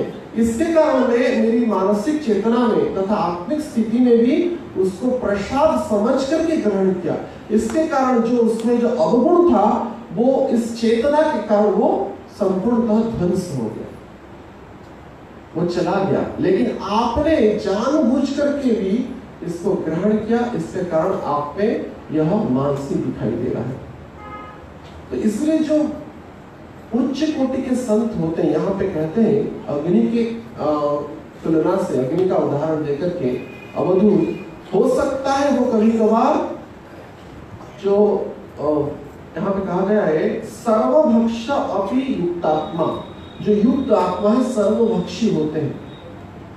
कभी कभार ऐसा दिखा जाता है कि वो सब कुछ ग्रहण करने में समर्थ हो, लेकिन हम जैसे बद्धजन के लिए यह ग्रहणीय नहीं। शुद्ध कोटि की आत्मा सर्वभक्ष अपि युक्तात्मा न आदते मलम अग्निवत। जैसे अग्नि में मल भी कोई डाल दे तब भी वो शुद्ध हो जाता है। ऐसा शुद्ध आत्मा अगर गलती से भी कुछ ग्रहण भी कर ले, चाहे विषयों का वस्तु भी, तब भी उसको वो शुद्ध कर लेते। ये उनकी प्रभाव है। अग्नि के समतुल्य जो मल को भी पवित्र कर लेता है, शुद्ध कर लेता है, ऐसे ही भगवान के जो शुद्ध भक्त होते हैं वो अभक्ष वस्तु को ग्रहण करने के बाद भी उसको परम पवित्र कर लेते हैं। शंकराचार्य के जीवन में भी ऐसे प्रमाण मिलता है। वो एक बार जा रहे थे शिष्यों के सही, तो किसी ने शराब दे दिया और वो उसको भगवत चेतना में, उनको तो कोई ज्ञान नहीं था, उसको पी लिए। और बाद में शिष्य लोग आ रहे थे, गुरु तो शराब पे, हम भी थोड़ा शराब पी लेते तो वो लोग भी शराब पी लिए। तब आगे चल करके क्या हुआ, एक कमार जो लोहा जो होता है, वो लोहे को वो उसको पिघला करके पूरा अग्नि के समतुल्य उसको जल में, जैसे होता है ना जो तरल हो जाता है, लिक्विड फॉर्म में आ जाता है जो लोहा, तो उसको उस प्रक्रिया में कुछ चीज बना रहा था। तो शंकराचार्य देखे ये लोग तो शराब पी ली, तो जाकर के वो क्या किए, वो जो खोलता हुआ जो लोहा था उसको पी ली। शिष्य लोग जब आए बोले अब इसको पियो, तो शराब पी लिया, लेकिन ये खोलता हुआ अग्नि के समतुल्य जो लोहा है अभी उसको पियो, तो बोले नहीं हम तो मर जाएंगे। ऐसी जो शुद्ध भक्तों में सामर्थ होती है, क्योंकि उनकी चेतना संपूर्ण भगवतमय है, अग्नि के समतुल्य है। कैसे? तेजस्वी तपसाह दीप्तः, परम तेजस्वी है, परम दीप्त है और परम पवित्र है।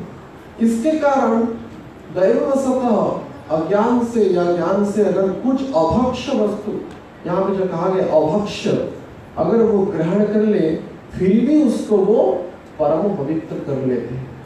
इसलिए उन जैसे साधुओं का अगर हम अनुकरण करेंगे तो हमारा भक्ति संपूर्णतः ध्वंस हो जाएगा। कभी भी ऐसा अनुकरण नहीं करना चाहिए। जैसे कि भौतिकवादी लोग भगवान के विषय में रास का बारे में वर्णना करते हैं कि कृष्ण ने तो इतना गोपियों को ग्रहण किए, हम भी करेंगे, एक दो नारियों के साथ संबंध रखेंगे तो क्या गलती है। लेकिन भगवान कृष्ण ने जो 7 कोस के गिरिराज को धारण किया उसका उदाहरण वो नहीं देते। ये भी तो उन्होंने किया। अगर भौतिकवादी लोग ऐसा प्रश्न करते हैं तो उन्होंने गिरिराज को तो धारण किया, तुम कौन सा गिरिराज को धारण, एक पत्थर भी धारण नहीं कर सकते, और बड़े आए कृष्ण बनने के लिए प्रस्तुत हो जाते हैं।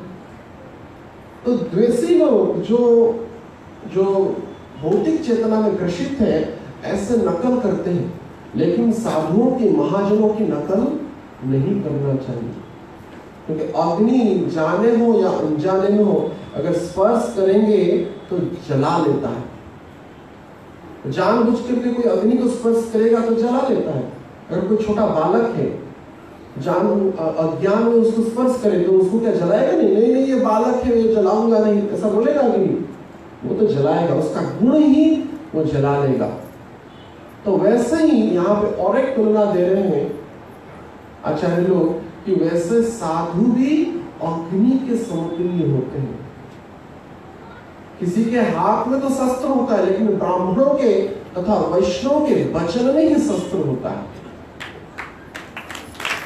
तो ऐसे वचन जब कोई अगर उनको कष्ट हो जाए तो यहाँ पे वैष्णव अपराध का सूचक प्रदान करते हैं।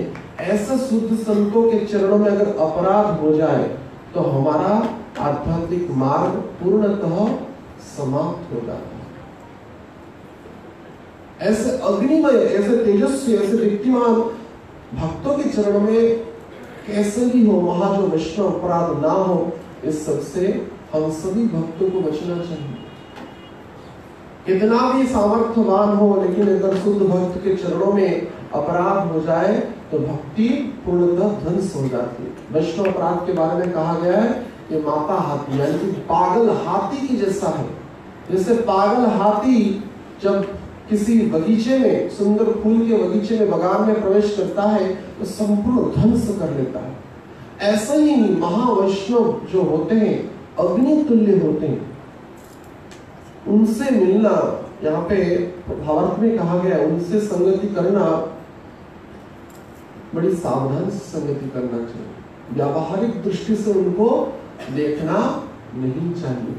वैष्णव आचार विज्ञाना विचौर, ऐसा कहा गया। वैष्णव का जो आचरण है कोई जड़जागतिक चेतना से उसको समझ नहीं सकता है। विज्ञाना पूछे, कितना भी बड़ा पंडित हो वो नहीं समझ सकता है, चाहे कितना भी बड़ा व्यक्ति हो, लेकिन वैष्णव के चरणों में अपराध हो जाए जो अग्नि के समतुल्य है, तब तो उसका कल्याण नहीं।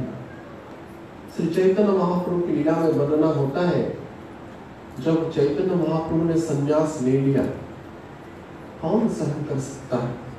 नवद्वीप के हर एक व्यक्ति रो रहे थे, और उधर सची माता तथा विष्णुप्रिया की स्थिति क्या ना होगी। सची माता तो रो रो करके पागल होगी। कोथाय गेला मोरा निमाय, मेरे निमाय कहाँ चले गए, ऐसे कहकर के विलप होकर के रो रही थी।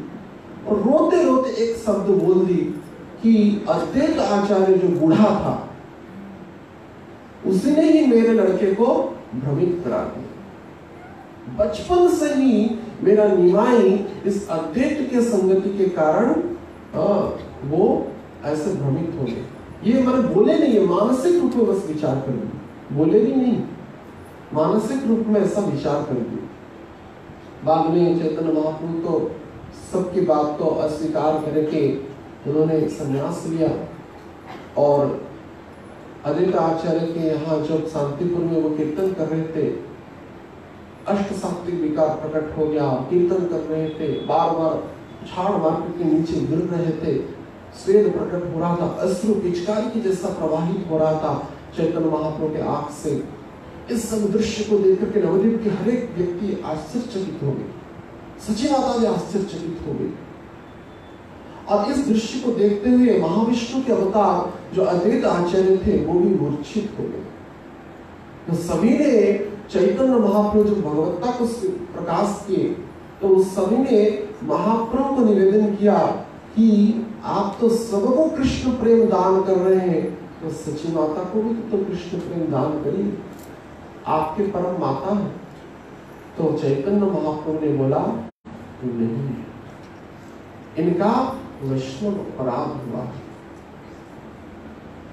इसके कारण ये कृष्ण प्रेम की अधिकारिणी नहीं है। तो क्या अपराध हुआ? तब महाप्रभु यह प्रकाश की भगवत्ता के भाव में वो बोले, जब तक माता सची अद्वैत आचार्य के चरणों में शरणापन्न नहीं होंगी तब तक उनको कृष्ण प्रेम नहीं मिलेगा।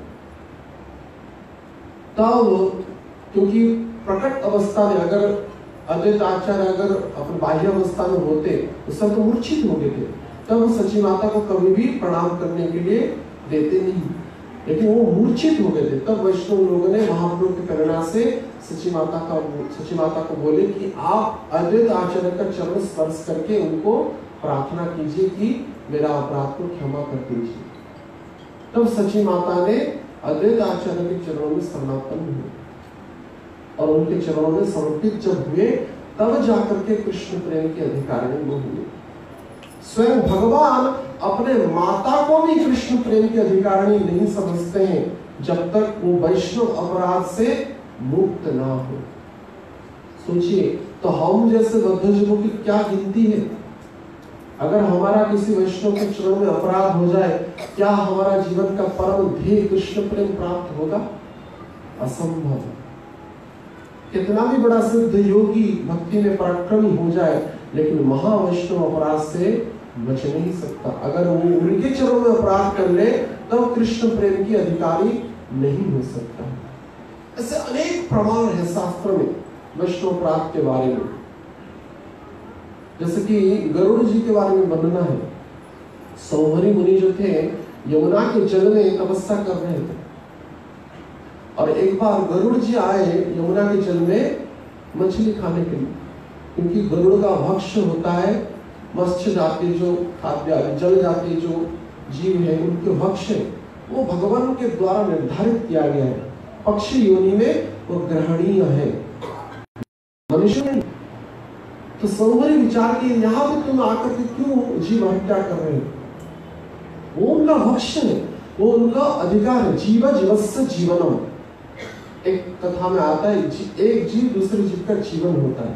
तो उसी क्रम में जो पक्षी योनि है उनको भगवान ने यह निर्धारित किया है कौन सा खाद्य, लेकिन मनुष्य के लिए नहीं। मनुष्य के लिए निर्धारित किया गया है पत्रम पुष्पम फलम पयम, ये चार निर्धारित किया गया है।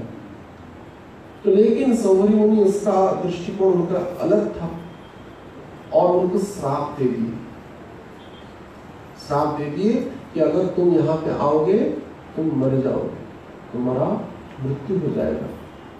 इसके कारण गरुड़ जी उस यमुना के उस स्थान पर आए नहीं। और उसमें बाद में क्या हुआ, उसका परिणाम कितना भयंकर हुआ। इसी कारण से कालिया नाग ने आकर के वहां पे शरण लिया, क्योंकि उसकी कहां पे भी गरुड़ जी से मुक्ति नहीं होता था। कालिया जो नाग था गरुड़ जी के भय में कहां पर भी निवास नहीं कर पाता था, लेकिन उसे श्राप के कारण दुष्ट कालिया ने आकर के ब्रजमंडल में उसको स्थान मिल गया सौभरी मुनि के अभिशाप के कारण। तो ऐसे वैष्णव अपराध के कारण उनको क्या हुआ, सौभरी मुनि को जो तपस्या कर रहे थे यमुना के जल में, वो मत्स्य दंपति की यौन क्रीड़ा को देख करके उनका मन विचलित हो गया और अपना ध्यान को छोड़ करके, अपनी तपस्या को छोड़ करके उन्होंने मानधाता के 50 कन्या के साथ विवाह किया। भक्ति से पतन हो गया। वैष्णव अपराध होने से भक्ति से पतन हो जाता है। इसलिए किसी भी कोई भी कितना योगी सिद्ध पुरुष हो जाए, लेकिन वैष्णव अपराध से अगर वो कर ले तब भक्ति उसका संपूर्ण ध्वंस हो जाता है। और दुख की बात है कि इतना उच्च कोटि का दिव्य ज्ञान को प्राप्त करने के बाद भी जो आचार्य संतों के द्वारा अथाह प्रयास से हम सभी को भक्ति में जुड़ाने के लिए कितना वो प्रयास किए, उनकी कृपा कटाक्ष के द्वारा ही हम भक्ति में जुड़े, हमारी योग्यता से नहीं। हमारी योग्यता से हम कभी भी भगवान को नहीं पा सकते, ना भगवान से हम युक्त हुए हैं। लेकिन इतनी प्रयास, इतनी चेष्टा के बाद भी इतनी महानतम भक्ति की धारा को, भक्ति की पथ को हम साधारण जो कह वैष्णव अपराध के कारण उससे छूट जाते हैं और हमारा धीरे धीरे धीरे धीरे पतन हो जाता है। इसलिए हर एक भक्तों को जाने में या अनजाने में कभी भी वैष्णव अपराध नहीं करना चाहिए।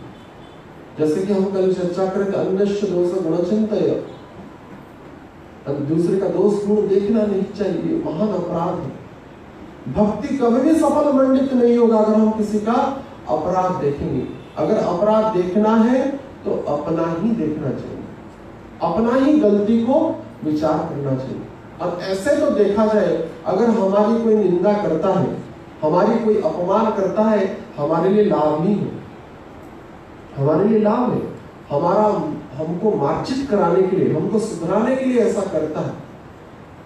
और ऐसा वर्णना मिलता है शास्त्रों में, अगर हमारी कोई निंदा करता है तो उसका जितना सद्गुण है वो हमारे अंदर आ जाता है।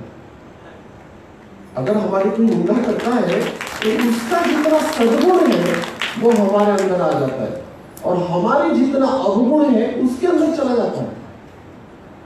हम अगर किसी की निंदा कर रहे हैं तो इससे प्रमाणित यह हो रहा है उसका जितना अवगुण है हमारे अंदर आ गया है, इसके कारण हम उसकी निंदा कर रहे हैं, और हमारा जितना सद्गुण था या है वो उसके पास चला गया है। इसलिए बड़ी सावधानी से भक्ति का जीवन यापन करना चाहिए, क्योंकि ऐसे वैष्णव यहाँ पे वर्णना किया जा रहा है जो सर्वभक्षकारी होते हैं, पाप को भी ध्वंस कर लेते हैं, अभक्ष्य वस्तु को भी पवित्र कर लेते हैं, अग्नि के समतुल्य होते हैं। वो अग्नि स्पर्श मात्र से हमको क्या करेगा? जला देगा, भस्म कर देगा। ऐसे वैष्णव अपराध भी हम सभी के भक्ति जीवन को ध्वंस कर लेता है, जला लेता है। लेकिन दुर्भाग्य की बात है, दिनचर्या प्रारंभ होने से कुछ भक्त होते हैं जो दूसरे की निंदा करने में उनको आनंद लगता है। इसलिए गुरु महाराज बहुत वर्ष पहले मुझे कहे, आप हर एक दिन डायरी मेंटेन करो कि आज तुमने कितनी वैष्णव के सद्गुणों के बारे में विचार किया और कितनी निंदा किया।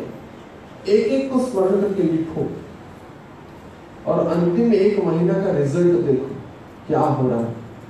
अपने वाणी पर कितना हम नियंत्रित हुए हैं, किसी को बोलो या ना बोलो, एक डायरी मेंटेन करो, एक पुस्तक में या एक बुक में, मैंने एक खाता में उसको लिखो, मैं आज यह कार्य किया, उन वैष्णवों के बारे में यह अवगुण चर्चा किया, चाहे मानसिक रूप में, शारीरिक रूप में या वचन में, जिसमें भी हो, उस सबको अगर इकट्ठा करेंगे और एक महीने का रिजल्ट देखेंगे तो हमारा गति भगवान के धाम की ओर हो रहा है या नरक की ओर हो रहा है हम जान सकते हैं। रिजल्ट कैसा आता है, फल कैसा निकलता है, हम स्वतः ही प्रमाणित हो जाएंगे कि हम भगवान के भक्त हैं या भक्ति कर रहे हैं या किस ओर हम जा रहे हैं। इसलिए बड़ी सावधानी से भक्ति में आना बड़ी सहज है। श्रील प्रभुपाद जी बोलते थे, come in Krishna consciousness is very easy, but stay करना, टिकना इसमें बड़ी मुश्किल है। इसलिए वैष्णव को बड़ी सावधानी से हरिनाम करना चाहिए और गलती से भी कोई भी भक्तों की निंदा नहीं करना चाहिए। अधिकारित्व स्तर में जिसी को यह क्षमता प्राप्त हुआ है, किसी के सुधार के लिए बोला जाए, फिर भी अत्यंत कोमल से और अत्यंत विनम्र से उसको बोलना चाहिए। अगर वो संस्था के तरफ उसका आचरण गलत हो रहा है, दूसरे भक्तों को वो प्रभावित कर रहा है कोई गलत आचरण के कारण, तब जो अधिकारी होते हैं यानी कि अथॉरिटी जो होते हैं, उनको अधिकार है वो जाकर के उनको कठोरता से नहीं, विनम्रता से बोले। और वो पशु के स्तर तक अगर चला जाए तब तो उसको प्रणाम करके बोलना चाहिए कि आप अभी दूसरे रास्ता देखिए। लेकिन इतना स्तर तक भी उसको कभी भी भरी सभा में ना निंदा करे, ना सबके सामने उसको निंदित करे, ना दूसरे को उसके अवगुणों के बारे में चर्चा करे, क्योंकि वो अवगुण हमारे अंदर ही आ जाएगा। क्योंकि वैष्णव अपराध बड़ी भयंकर होता है। यहाँ पे वैष्णव को अग्नि के समतुल्य तुलना किया गया, साधुओं को अग्नि के समतुल्य तुलना किया गया है। जैसे अग्नि जला लेता है, ऐसे साधुओं के चरणों में अगर अपराध हो जाए तो हम सबको भी पूर्णतः जला देगा, भस्म कर देगा, भक्ति पूर्णतः नष्ट हो जाएगी। तो ऐसे अग्नि के गुणों से यहाँ पे अवधूत जो दुर्दशा जो गुण है उनमें यानी कि अचल रहते हैं। ऐसे भगवान के भक्त भी कितना भी कष्ट हो भक्ति में अचल रहते हैं। सुदामा जी के बारे में वर्णना है, साधारण स्थिति में उनकी स्थिति में कोई भी भक्ति नहीं कर सकता, इतना कष्ट मिलने के बाद भी अपने भक्ति से वो डगमगाए नहीं, भक्ति में स्थिर रहे।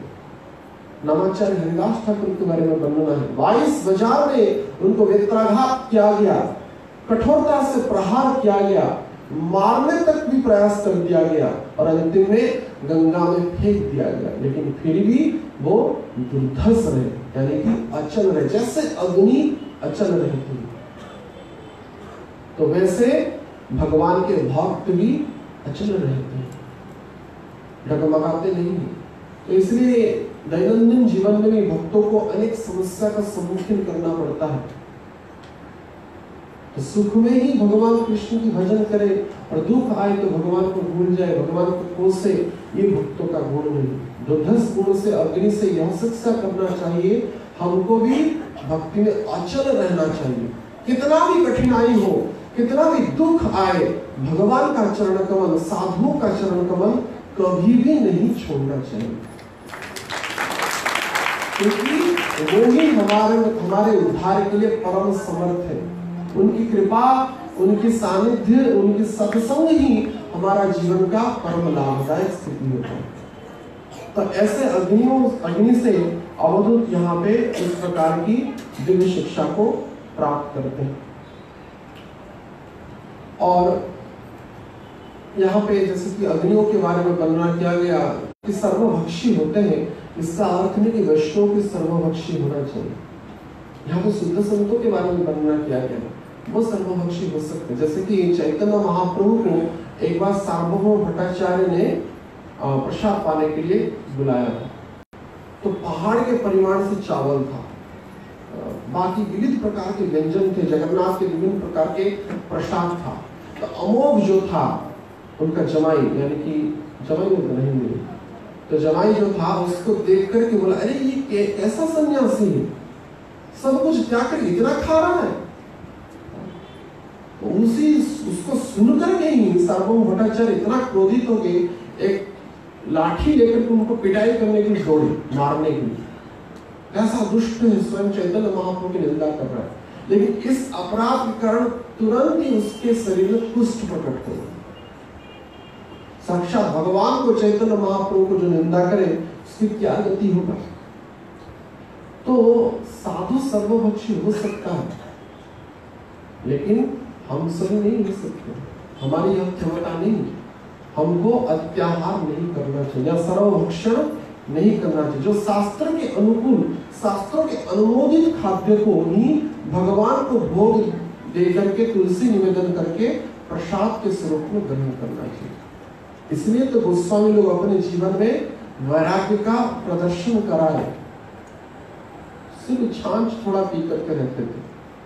नित्य हरिनाम करना, परिक्रमा करना, वैष्णव को प्रणाम करना, दिव्य शास्त्रों की रचना करना में उनका जीवन जाता था। तो ऐसे जो सर्वभक्षी अग्नि होता है, उसके अनुसार हम सभी को भी सर्वभक्षी नहीं होना चाहिए। हमारी यह सामर्थ्य नहीं है।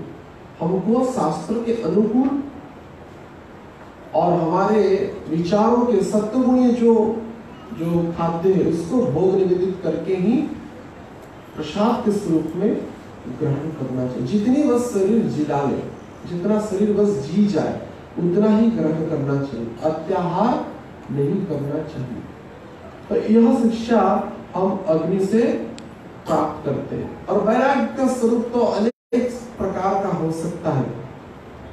पहले काल में तो कोई वायु आहार करते थे साधु संत, कोई जलाहार करते थे, कोई सिर्फ फलाहारी थे, कोई सिर्फ पयोहारी यानी दूध का ही ग्रहण करते थे। ऐसे अनेक प्रकार के संत हुए। लेकिन श्रील प्रभुपाद जी की कृपा से गुरु महाराज इस श्लोक में वर्णना करते हैं, कोई पहले लोग करपात्री होते थे। साधु लोगों के बारे में जो सर्वभक्षी होते हैं, वो अपना इंद्रियों को नियंत्रण करने के लिए एक थाली भी नहीं रखते थे, कर पात्री। अब कर में पात्र बनकर ही पात्र बन गया, जितना आ जाए उतना भक्षण कर ले। लेकिन श्रील प्रभुपाद जी की कृपा से इसकी भी आवश्यकता नहीं है। आजकल गुरु महाराज यहाँ पर वर्णना कर रहे हैं कि कर पात्री न होकर के कर माला होना चाहिए। कर माला, कर पात्री को छोड़ दो, अभी कर माला को लो, हाथ में माला लो और भरपेट भगवान का प्रसाद पा करके भगवान का धाम जाओ। कोई चिंता नहीं, सही अमृत पाओ, राधा कृष्ण गुण गाओ। अमृत को पाओ, भरपेट पाओ, कोई कमी नहीं है। लेकिन भगवान, लेकिन नाम करना पड़ेगा उसके बाद, राधा कृष्ण गुण गाओ। अन्नामृत को पाकर के विषय की चर्चा करना, वैष्णव की निंदा करना, यह नहीं बताया गया है। भगवान के प्रसाद भी पाना एक प्रकार का भक्ति है, लेकिन इसका अर्थ नहीं कि अत्याहार किया जाए। लेकिन इसमें प्रेम से उसको अगर ग्रहण करे तो उसमें कोई दोष नहीं दिखाई देता है। इसलिए करपात्र न होकर के हम सभी को क्या होना चाहिए? कर माला। हरे कृष्णा कृष्णा कृष्णा हरे हरे, हरे राम राम राम हरे हरे। तो ऐसा करमाला होना चाहिए हम सभी। माला का जप हम सभी को करना ही चाहिए। भगवान का नाम भगवान से अभिन्न है।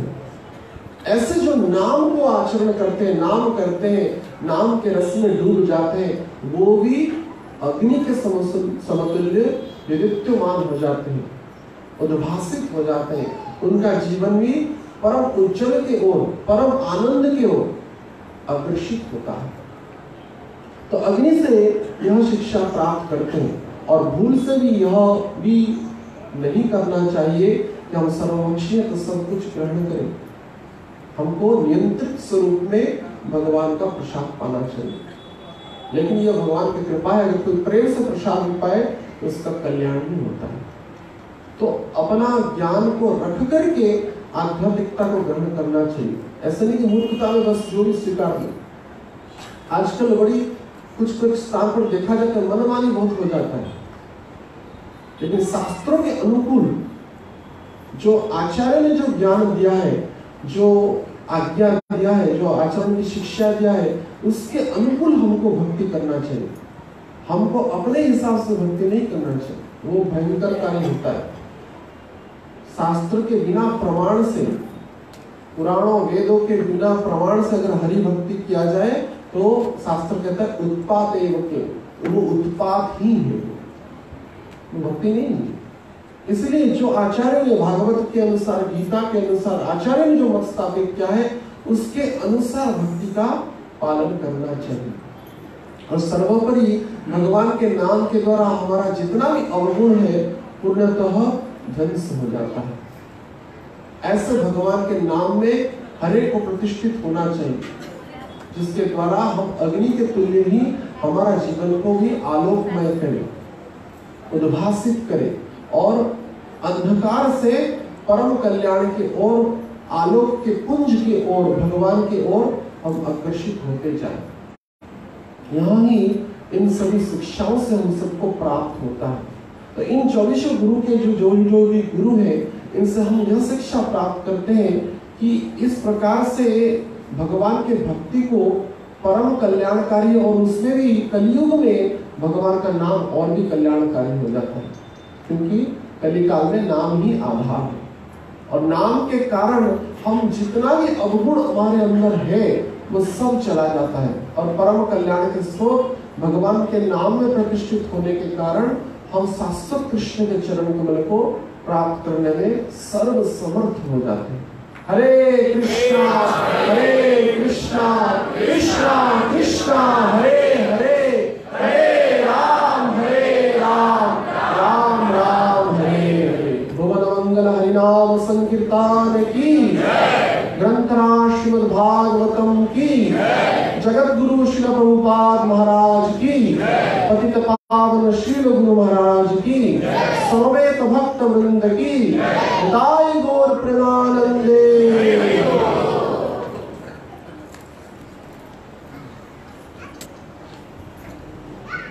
हरे